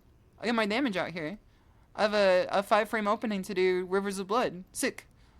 Yet I see motherfuckers with, like, club in hand, grug in brain, complaining about the DLC being, like, unreasonably hard. And I'm like, I haven't had any of the problems you're cooking up here. You know, several people this could apply to. I know some friends play the strength build, but they like the DLC. I've seen people who play the strength build, like, just straight strength with, like, a colossal weapon, and they hate it. They hate it so much. Asmongold players, that's what I'm saying. It's like, I don't know. There's definitely a Venn diagram of Asmongold type players in there. Oven hand, grug, and brain would rock on a t-shirt. What's good, Commander?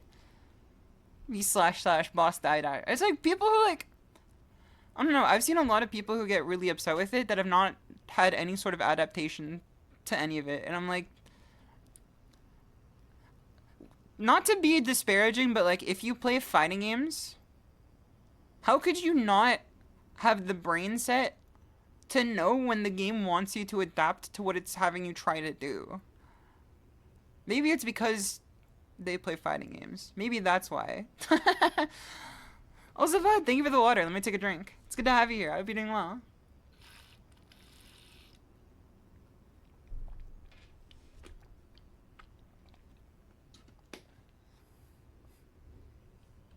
Okay, let's do Arcana Heart.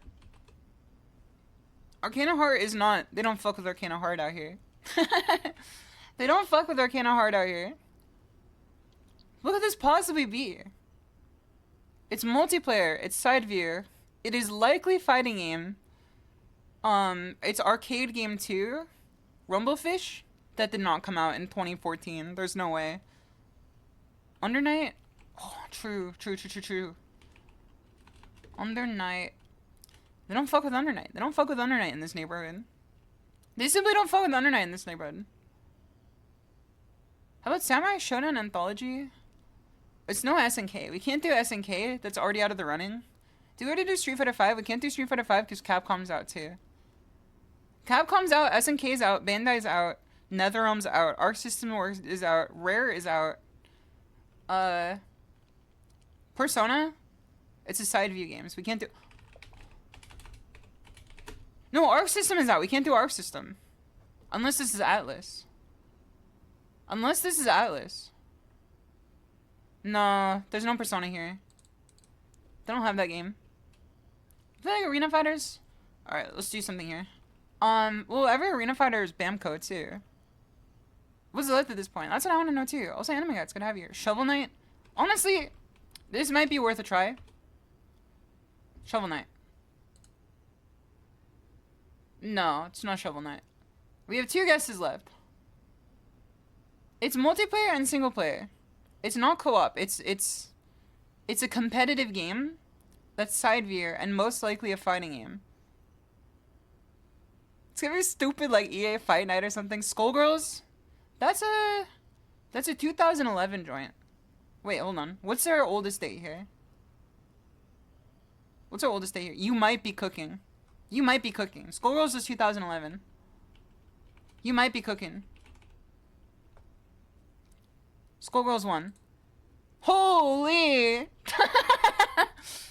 Holy! Let's go! Let's go! Dude, you can see the illustrious history of Skullgirls here. Lab Zero, Reverge, Marvelous, Autumn Games, Cyberfront, Hidden Variable Studios. You could see the illustrious history of Skullgirls in one panel here. The fact that this whole panel was enough to extend the entire thing up. Oh no. I'm surprised that HVS... Dude, this is oomph. Did you guys know that? Did you guys know that? Skullgirls is my oomph? We follow each other on Twitter. That was a surprise. I was like, what the fuck are they following me for? I never played this game before. I was like, what the fuck are they following me for? What did I do? They are oomph on Twitter. I got my oomphy in this game. They're gonna make you a Skullgirl. Maybe you should. It's a pretty fun game. I just never streamed it before. Horror, comedy. Listen, I've seen some things, and I could definitely say horror and comedy definitely befit the type of nonsense I see people play in Skullgirls. This shit's on iOS? Oh, Skullgirls mobile, of course. I forgot that there's a mobile game too. This shit's on PS... Oh, of course it's on PS3. It's a 2011 game. Linux? You got the Peacock emote there. Comedy for Peacock, horror for the Bayo players. I've seen some fucking Misfortune setups too. The mobile game is larger than the fighting game. The funding is the whole operation at this point. So I'm friends with a few of the developers too, which is probably why they follow me. There's some streamers that like... I went to their streams before and I'm like, yo, what's up? With intent to make friend. And then they're like... I see like when they do like mobile game stuff, it's like rabid. It's kind of rabid. The mobile game players from what I've seen are kind of like rabid. They're fucking like chomping at the bit. Like if you threw like a piece of meat at like a horde of them, like it would come out like just bones at the other end. It's crazy. PS3 got games. Listen, we're in a modern society. It's PS5 has no games now. PS5 has no games. PS3's got lots of games. I'm a PS3 truther. I think it's one of the best consoles. Get ready for the next We got the new... battle. Dude, I'm so mad because the new Dawn Trail OST is so good for the new, what's it called? For the new expansion. The OST is really good so far, but I know it's not going to be on Spotify for like another year. Also, Ray, thank you for 5 gifted subs. Holy heck. Much The appreciated. next battle. Thank you for 5 gifted subs. That's very kind of you. Fujin Paul. We can do this one. Dude, I heard the jazz. PS3 got GTA 5. That is... PS3 having GTA 5 hits me the same way that when you tell me Wii U has Breath of the Wild. Like, it's factually true, but spiritually, like, doesn't feel right. Is that plus?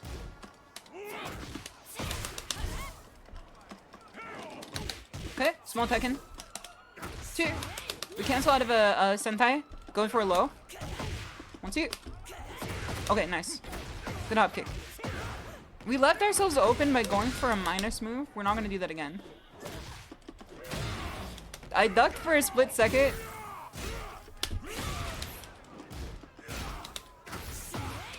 One, two, mid. This is how I win. Did it just run up and shoulder? Paul players are built different when you don't give them a chance to do anything. Literally just like don't open yourself up against them. Okay. Small Tekken. We keep it small here. How big that Tekken? Small. Now leave me alone. Frames. Well, I forgot his down forward 2 is such a fucking criminal move. His down forward 2 is such a criminal move. That's so funny. Okay. Throw. Okay, he ducked.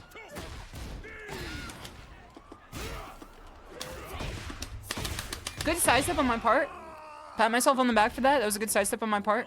We also had vanilla Mario Kart 8 and Tekken Tag 2. It did have Tekken Tag 2. Because you can get some fucking Nintendo customs on your characters. That's why Kazuya's in Smash Bros. You may say Shimada, then why is Terry in Smash Bros? He's not on a Nintendo system, and I'd say wrong. KOF 98 is on the Nintendo Switch. And I played it with my friends.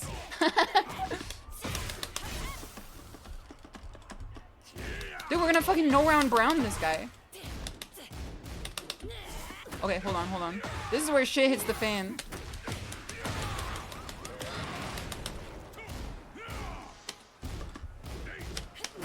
When shit hits the fan, are you gonna be a real fan? No! No! You can't duck and punish? Oh, Zadok Sonder, it's good to have you here.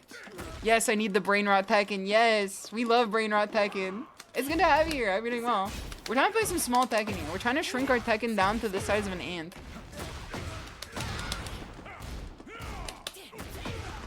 Okay.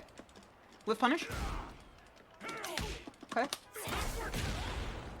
What does he say not working? Does he just describe what Paul players do? Duck.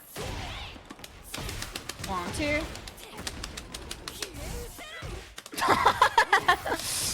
Fuck my wall life. Fuck my wall life, bro. I use the Fujin 3. It's good to have you here. I use the Fujin 3 Korean lever. I used to be a hitbox player. Oh my god. I used to be a hitbox player and then I switched to Fujin 3. I have like a really light grommet in it now. Cause I don't like the heavy grommet.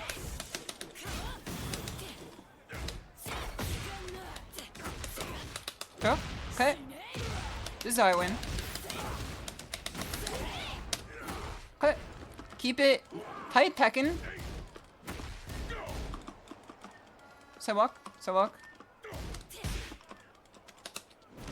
Oh no, I'm dead. There you go. I could be dead. I'm dead. Fuck. Okay, that was a fair comeback. That was a fair comeback. Yeah, this lever's sick. You need the knee lever? I saw the new knee lever, and I'm gonna be real with you. I'm not gonna buy it yet because I just got the Fujin lever, and I have to use this for its lifespan. But it's unfair the fact that the Neo knee lever dropped, and everyone's like, "This is the best lever ever." I switched off my Fujin for it, and I'm like, "Oh, damn. Let's go gambling." Me buying a new expensive part for my stick? Let's go gambling. Alright, let's look at one throw. So walk. Not every move has to have... Not every piece of movement has to have a... attack behind it. Sometimes you just move to get better spacing. He's playing some small Tekken if I've ever seen it.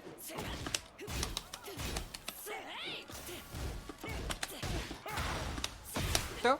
Okay.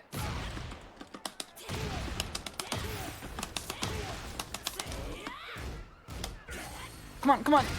It's not gonna work anyway. I had no health. I had no health.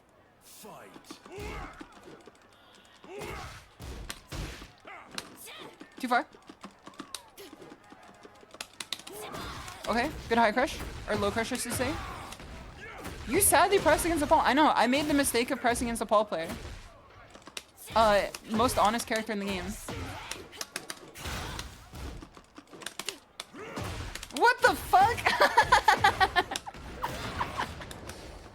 Unfortunate.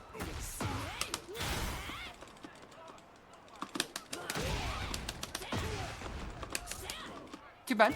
Okay. Never try to whiff punish down forward 2 against Paul. It's not worth it. What the? Dude, I wasn't even near him. What hit me? Okay. What hit me, bro? He sucked me in like a Hoover. Alright, we do 3 jabs in a row. We track him in the down 4. Okay, active defense. Okay, good shoulder. That did so much damage. What the fuck? What the? You keep charging, motherfucker. Go sign a job application, brother. Your soul needs some spiritual enlightenment. Your soul needs some spiritual enlightenment if you're key charging against me at the end there, brother. Go to fucking church. Take the ass to a nunnery. Heard Wendy's was hiring.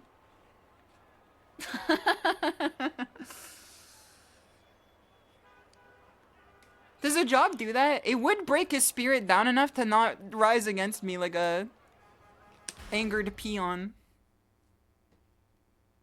Get ready for the It's a himbo-esque character. Is Paul kind? Is he nice in the story? I don't pay attention to the story. He's like friends with like Law, right? He's boosted and cringe. Base boosted. He's a good guy. Alright, I won't hate on him against. I won't hate against him that much. He's no Ken Masters. Fucking Elon Musk parallel character. We'll take a 4-bar. This song is mirroring how I feel after that match. I actually felt pretty good about that match. I think I played pretty well. Even if the result was a loss, if you played pretty well, you can at least have some sort of like enlightenment out of it. You fight to grow and you lose to learn. Close the mouse. Why did they buff this character? I've felt in a while. That's how I feel too! Even the Paul players I talk to, they're like, I don't know why they gave him this. Also, Lucky CT, thank you for the raid. Much appreciated. Much appreciated. That's very kind of you.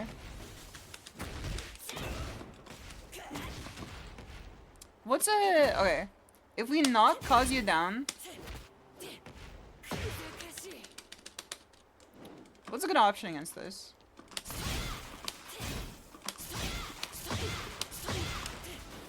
Is down back 4 good for flipping people over and then hit him with the crouch dash 3?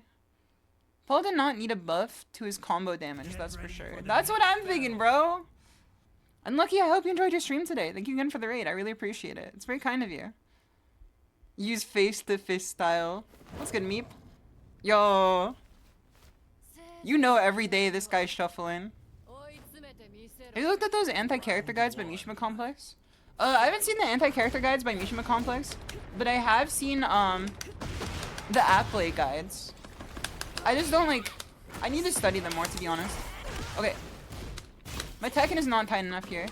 He's got enough ways to get out of bullshit. Okay. One. Throw. Okay. Oh my god. It's a low. There you go. There you go.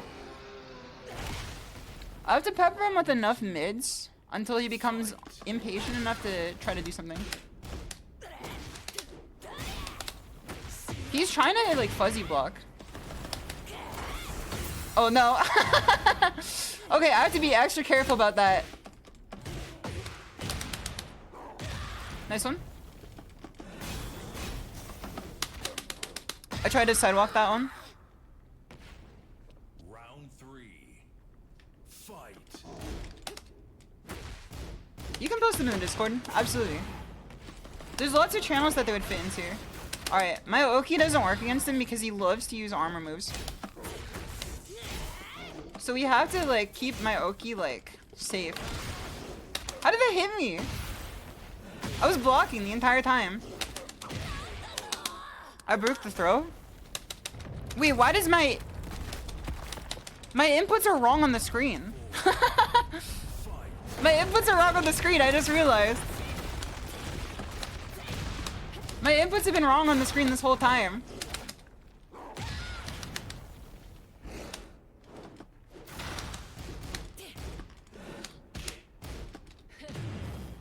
Plus one. Okay, he's gonna do the same thing to me. Nice throw. Throw. Oh no. He hit me in a moment of weakness. Dude, he's playing a fucking tag fighter. I was wondering since the stick wasn't moving either. Oh, I have to refresh it then.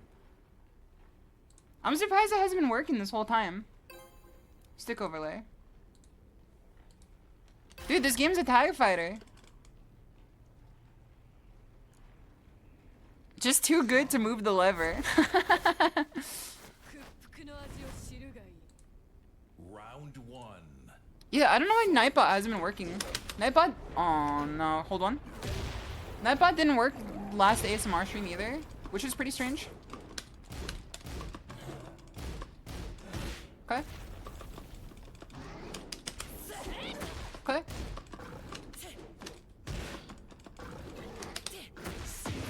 Two. Again. This is my bad.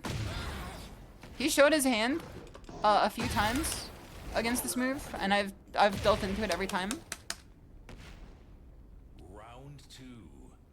Fight. What the fuck? Brother, what?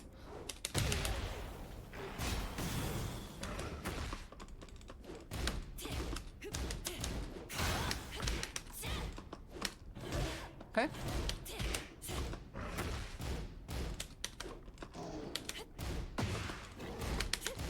Is it unpunishable? That's unpunishable with a jab? Is it just too slow? It's punishable with 4-4 too, of course. So we're gonna try to do a different piece of Oki here. Just because he loves using like power crush to get out of my pressure. We're gonna either we win.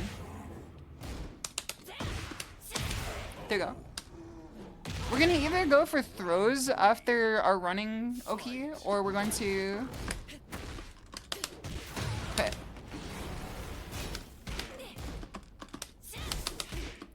He jabs after this now. I feel more comfortable going for this here. Small Tekken for big Tekken. Oh no, I didn't do what I said I was gonna do earlier, which was throw. In fact, I just threw the game instead. He just gets so much for being right, like so little.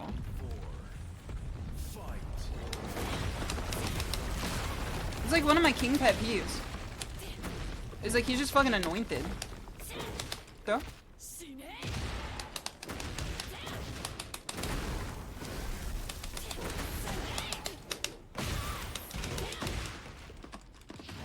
We win again.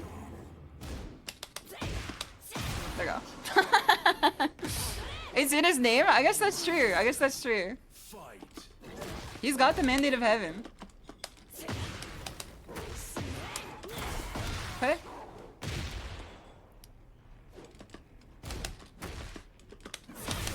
Okay. We throw from here.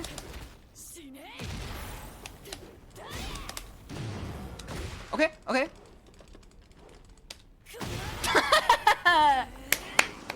Let's go! Listen, I always get that thing on me. I always got that thing on me. Get his ass. He's tilted. He's tilted, bro.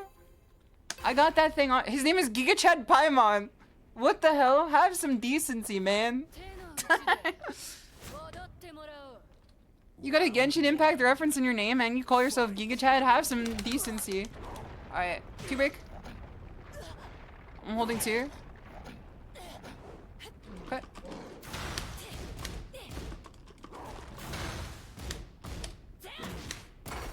Okay.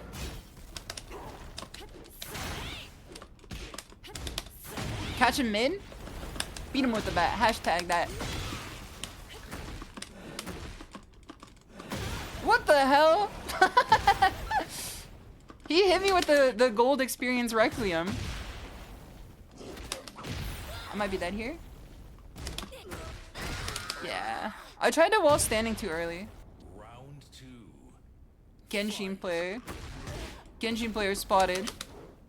You definitely do not have the mandate of heaven if you're advertising to the world that you're a Genshin Impact player.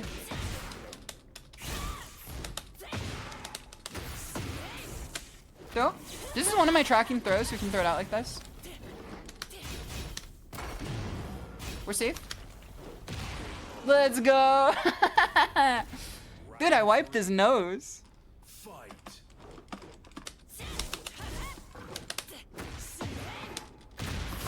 Okay, okay. Counter hits now. 1, 1, 1, throw.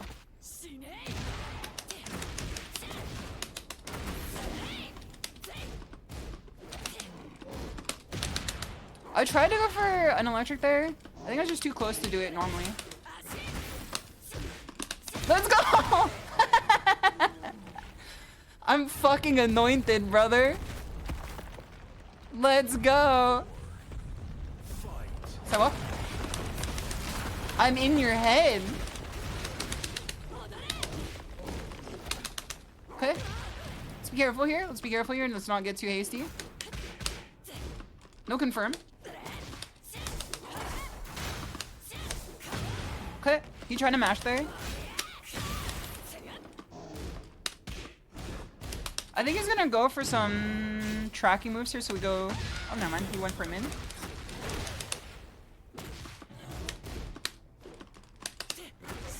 Throw. No, okay. He won. He can take this one. This kills for sure. I thought that after, like, 2 failed attempts, like, the third would, like... teach him not to. Now he's got, like, the fucking, like, he thinks he can just do it now. Alright, 2 break.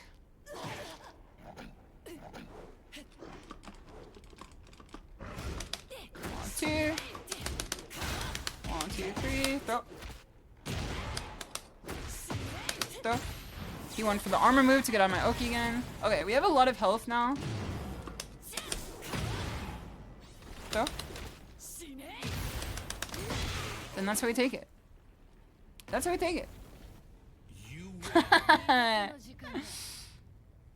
This is some good ass tech you're playing. Thank you, thank you. He rolled an SSR SHISHOU. Lucky. Every SHISHOU is an SSR here. GG, GG. Outcatted the king. Also, gosh darn, it's good to see you. I've been doing well. I went. The king went chiropractor mode on me. Listen, I don't believe in chiropractic. That's why I got out of that shit. Toot sweet. Anytime someone... Okay, this is not to disparage anyone here that, like, follows chiropractic or at least goes to a chiropractor. But, like, anytime someone tells me, like, about chiropractic, I always think about the fact that the guy who came up with the idea of chiropractic, like, did it because a ghost told him to. Now there's some stuff. If you follow the lore of the stream, there's definitely some shit that we have with Ghost telling us to do some shit. But I'm not the one coming up with a medical practice. I think it's worth thinking. Oh my god, he's got the fucking Korean b-boy cut. Oh, he's Leon. Not Leon. He's the other guy. Alright, this is some big tech we're doing right now. We can keep it small. Make our house built on something that will work. Go. I didn't mean to do that. I meant to just combo normally. Now I have no heat. I have no heat and I must scream. Oh my god. Dude, we're taking him all the way across.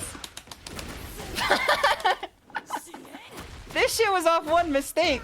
I see why people hate Reina now. I mean, I think this map is like one of like the scariest ones.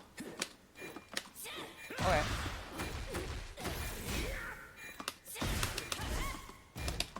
There you go. I'm anointed. I don't believe I likes going through windows. I'm pretty sure he's done that at least at some point in Attack on Titan, right? So, okay. He knows to duck the second hit of that now, or the third hit of that at least. Dude. I hate this hello my baby, hello my darling, hello my ragtime gal type combo. It pisses me off every time I see it. Now he's gonna do it again on the other side. You know when they say practice your combo both sides? Fucking Hwarong says, yeah, I do it in the match. Alright, we got all our health back. That was a government rebate. Low? Mid. Look at my health, dog. Call that a tax refund.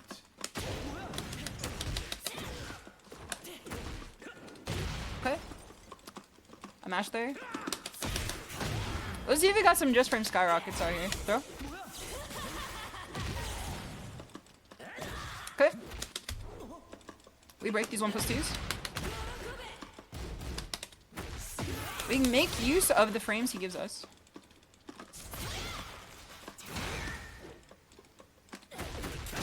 Oh my god.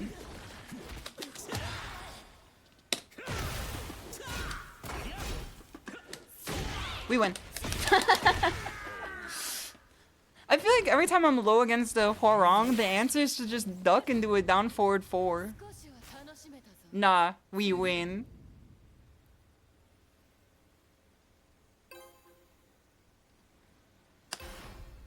Whole player is like masking his customizations as ugly, like making his customizations as ugly as possible. It's actually so strange how like one of the most attractive characters in the game is made like the way that they do. Or at least like, I don't know. I like Hwarong's design like more than most characters. Listen, I tricked on him. Alright.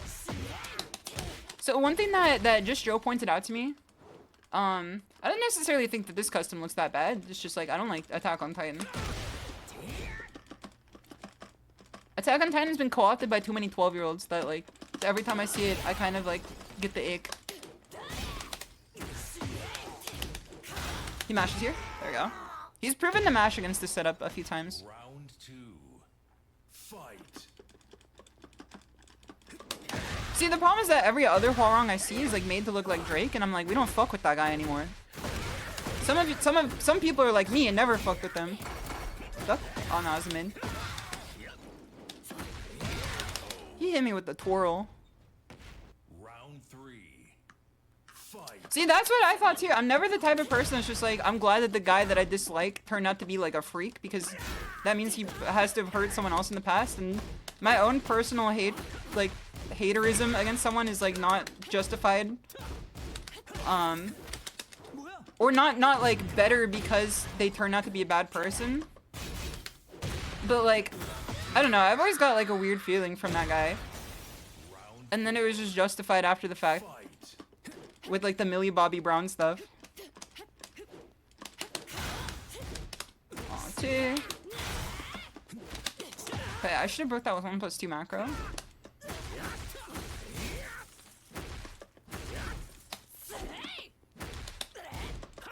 It's punishable. I need to play some smaller tech in here. dead. That was a real Drake warrior. Every time that guy said that in the Elden Ring DLC, I kept wanting to screenshot it, but I'm like, I would be like, what is his eyes? He's got those ookie cookie eyes. Also, Bonsai, thank you for the follow, much appreciated. Backdash. Keep it down for 1 range. We break these. It's 1+2. Dude, stop fucking grabbing me, brother. Grab into... This is disrespectful. Every Harong player is a fucking snake.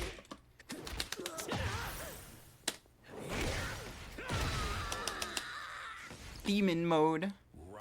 Why do they always do that? It's because they don't have any respect for, like, their opponent or, like, themselves. When they can't gamble the way they want to, they have to find other ways to do it. Get me out of here. Go. Nice stick jab. I'm probably dead here. This man is trolling. I feel like Horong's throws are some of the most fucked up ones. But I guess they're sidesteppable now. I'm just getting knowledge checked right now. The game of Tekken that we were playing earlier was like very like fundamental based, and then now it's like, oh sorry, I could just knowledge check you. It's kind of lame, but like you do what you need to do. If knowledge checking is what wins the match, like that's good. It's just like unfortunate. Okay, we take this.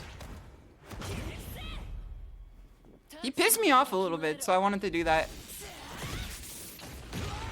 It's not gonna really afford us any real estate, but we do have rage.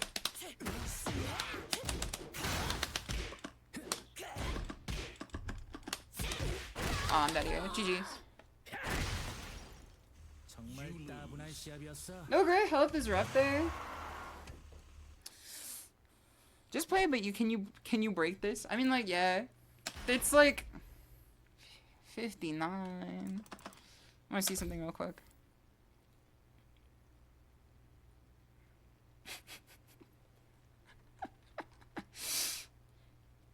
GG. GG. GG. She's looking again. It's what I saw was funny. What I saw was funny. I saw it like his profile is kind of blank. I was like, what it's good to have you here. His profile is like really blank. But there was one comment on it that just said "cool guy!" exclamation mark, and it was by SEAL Team 69. Totally. Get ready for the next battle. That's an all-time classic.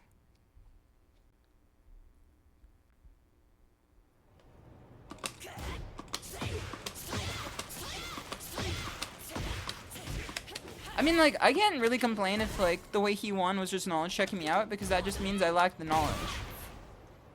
I'm not gonna be like, quit knowledge checking me, it's dishonorable. I'm gonna say, Hwarong's a homework character that, like, you only learn how to fight him by doing your assigned reading. They are kind of closet Fang players, it's true.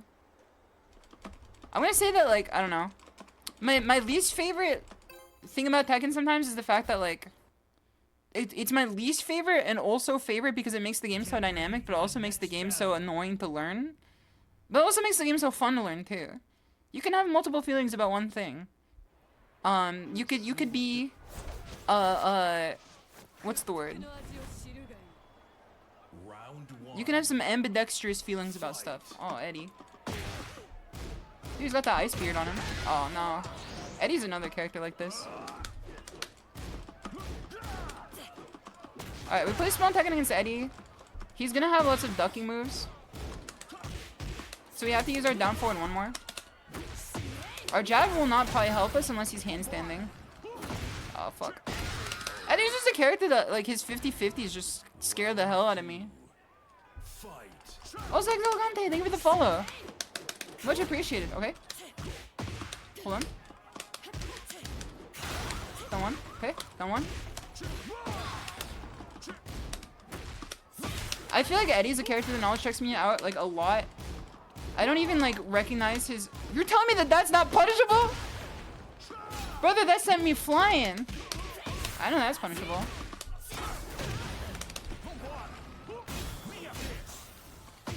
sent me fun, and I'm not talking Spirit Airline. We win.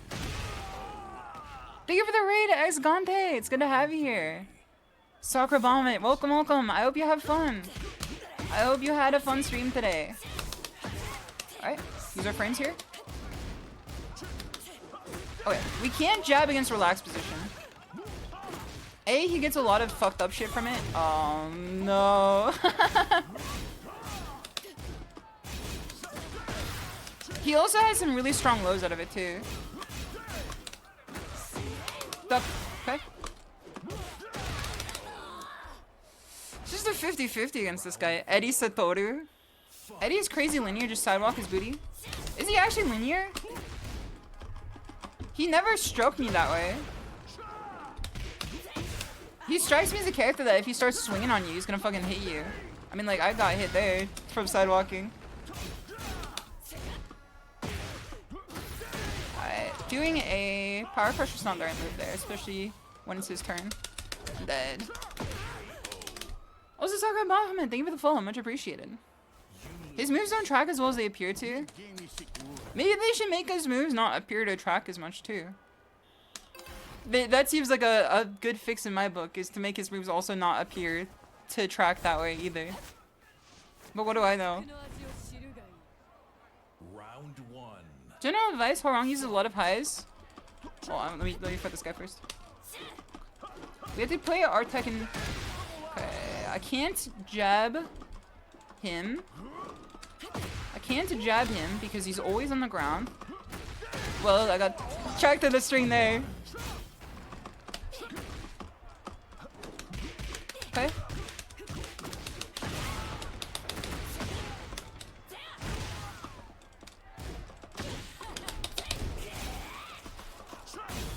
Keep on him, keep on him. Mid, okay.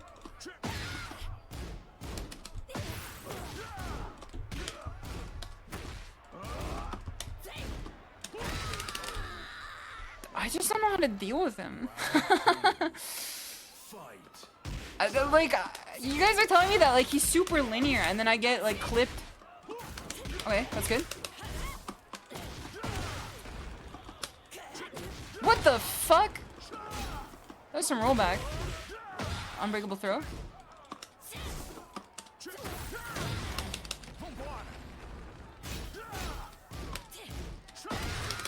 Like, I'm trying to fucking sidestep him. I just don't know.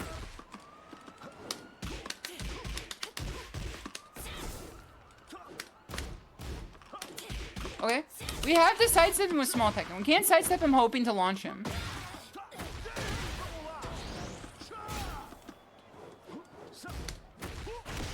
God, he's just such a fucking creature of a character. He's just such a fucking creature of a character, man. Oh my god. Yeah. Yeah. I don't know what it is, man. It's like every time I see someone who's like 100 ranks above me, they always have like 50 defense. And I'm like, is that really what it takes to get higher ranks in this video game? I guess so, huh? I don't know. Maybe I'm just trying to move around that type of playstyle, I guess. Could I start playing wide Tekken? It is a process of taking stuff out and putting stuff in. You play to grow, you lose to learn. Then I guess what I learned from this is that he is pretty linear. It's just you have to not ever be wrong against this character, else you get put in 50-50s for the rest of your life, and then you just have to hold them because you have a $6 buff. Alright, let's go back to standby here. Gonna hip hip hooray the day that Eddie takes off the main menu. I fucking am! I hate looking at him! I hate looking at him so much, man! It makes you feel better. I played 8 Bushin players today who had less than 60 defense. One of them had 38. It's fucked! It's kind of fucked! Skycolor Cherry, it's good to have you here. Jun Kazama, Oscar Kazama. I love Oscar for sure. They're gonna place Eddie with White Girl on screen. That's the White Girl I've been waiting to play since the game came out. Alright, we're gonna fight you. Oh, so let me go to the next song here. Nothing wrong with that one, but... Podiana? Okay. What was he going for there? Does that stance auto parry or auto step?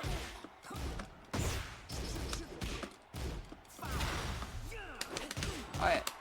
Keep you against the wall instead. Cause I tried to hit it and then he like got out of the way. What's he doing? Dude, British man got hops. Oh, okay. He's anointed. He's anointed. He's got the mandate of heaven. He's Lisan al-Gaib. He's the prince who was promised. He's the voice of the Outer Rim. Outer Rim. Holy. Everybody just unga bunga knowledge checking Tekken 8 style. I think it's gonna like aspertize itself out in the end. Like at least in a year. The knowledge checking is like, I don't know. But you're not gonna obviously go down in rank, like much. You're not gonna go down in rank much, I guess, in this game. If you're like already set in blue, just knowledge checking people, because there's always gonna be a font of people that lack knowledge. I'm gonna say he's Lisan al-Gaib for backstepping that though. That was sick as hell. Listen, give credit where credit's due. We hold center stage here. Oh my god. And people told me he doesn't have launchers. You MFs told me this guy doesn't have any natural launchers.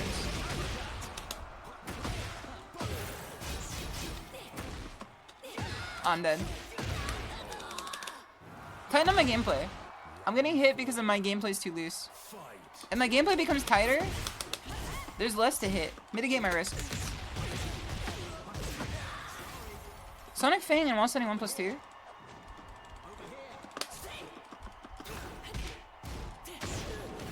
I forgot that he can low parry that. 1, 2. Okay, I don't know how you hit me there. Okay, my game plan is a bit too obvious to him now.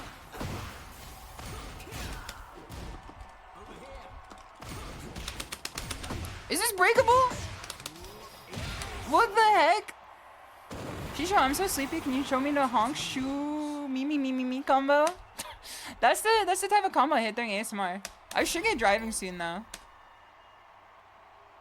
Are you still hit with the jet lag? Do I hear DMC music in the background? You do. You do. This is the alright, I approach with a tool that I shouldn't. A Mimir gets launched. He's pretty good. Oh my god. He definitely earned his rank. But I think he's also playing like pretty wide and pretty big.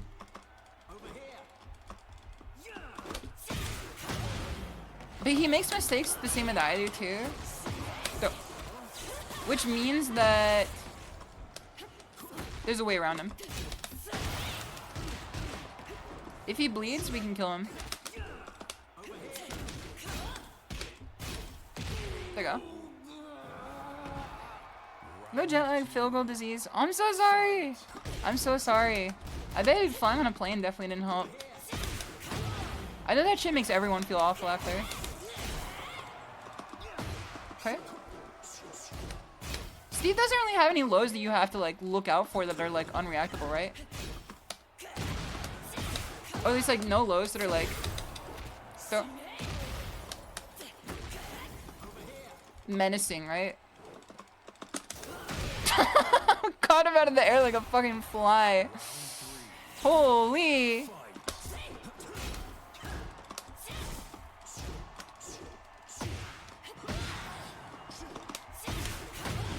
Okay, guaranteed. Nice duck.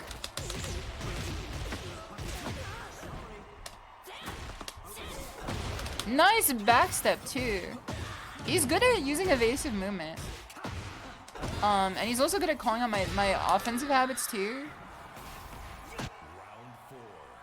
Not that rewarding. I see. So he's kind of like dragging off before they made him top tier.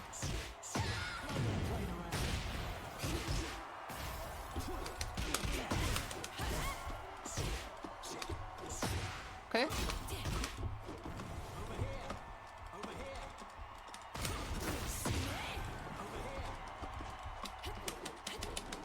Oh no, I did that. The call of the void was calling out to me. Okay. Go. Nice. Go.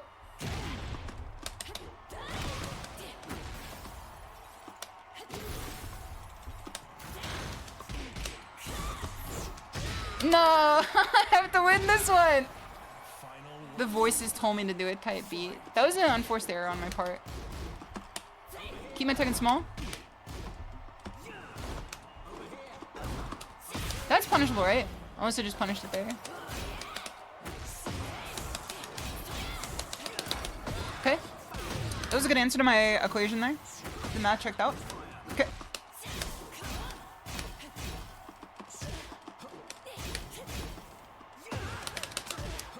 I should do jab into... I'm dead.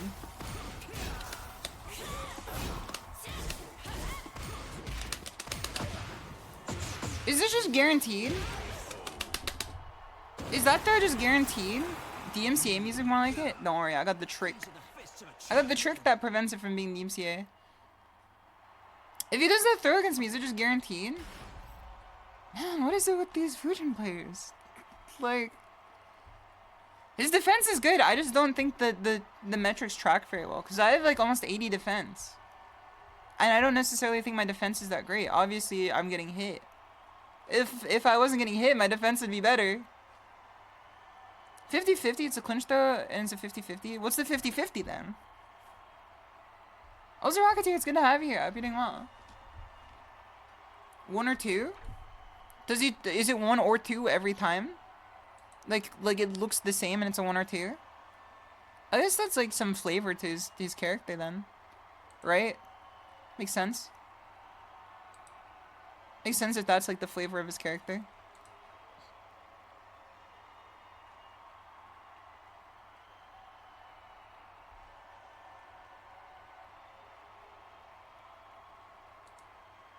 It's a good for a joke, but it would not give real credence to the metrics at all. I also think that the metrics don't really work, but there are lots of times when like someone has like fucking insanely poor defense, and it definitely shows that. But I also don't think my defense is better than like this guy's. Because obviously he won.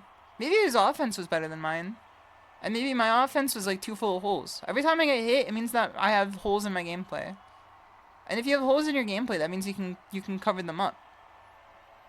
Sometimes you get hit because it's free damage. There is free damage in Tekken. There are unreactable lows and you take them. Then like it's a 50-50 of choosing. You can't just choose not to get hit by an unreactable low. Unless you're fucking anointed for sure. Unless you have the unless you have the mandate of heaven, you block every low. Mandate of heaven, quote unquote script. But sometimes I don't know. You just have to accept the fact that there are, like, lows like that. But then the more that they do them, the more you have the ability to block them. Demo man moment. Is Demo man unreactable? It feels that way. But that shit gives you a lot, right? This shit gives you, like, a launcher. Or at least a knockdown. 15 frames? I'm literally never listening to a Paul player ever again. These people want me dead. I'm never listening to a Paul player ever again, bro. These people want to ruin the world. What do you mean that they have an unreactable low, and they have Death Fist, and they have unblockable? Now that they have, like, their fucking unblockable set up too? We warned you. Jeez, thanks, Shimada. You're okay. Rest of you don't come to school tomorrow. Don't listen to my advice. Your advice unironically saved me in this game. Unless you have the might of magic for the mandate of heaven. Strongest in the universe. Strongest in the strongest of the strongest in the strongest of the strongest in the strongest of the universe.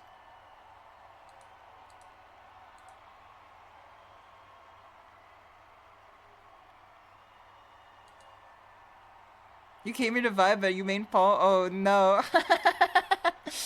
Don't come to character select tomorrow. Don't come to character select tomorrow, man. I digress. We're gonna see what Karagi's up to. It is very late. I'm gonna hang out with KK this weekend. So I have to start making the drive, most likely, unless I make it tomorrow morning and I decide that it's too late to drive. But it's very easy to drive there, like, overnight, so I'm probably gonna do that. So I have to head off now. I have to eat the rest of my food, too. I have to see why DoorDash was sending me a ghost notification for some reason. I hope they didn't, like, leave shit out in the, like, outside my house without me knowing. Or ordering anything. That would be kind of scary.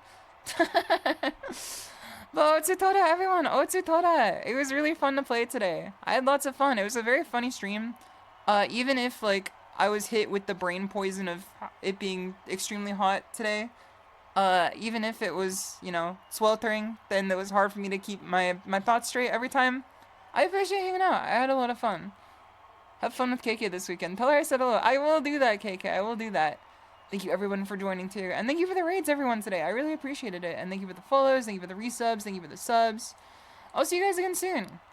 Otsutora! Otsutora! I don't think Nightbot is working to put my Twitter and my Discord in the chat here. But here is... Let me put this out of the way here. Here's the schedule. We have one more stream. It's Dojo ASMR at 9 p.m. I also do ASMR if you guys do not know. So come by on Sunday, 9 p.m. for some ASMR. I'll see you guys all very soon. Otsutora, Otsutora. Have a good night, everyone.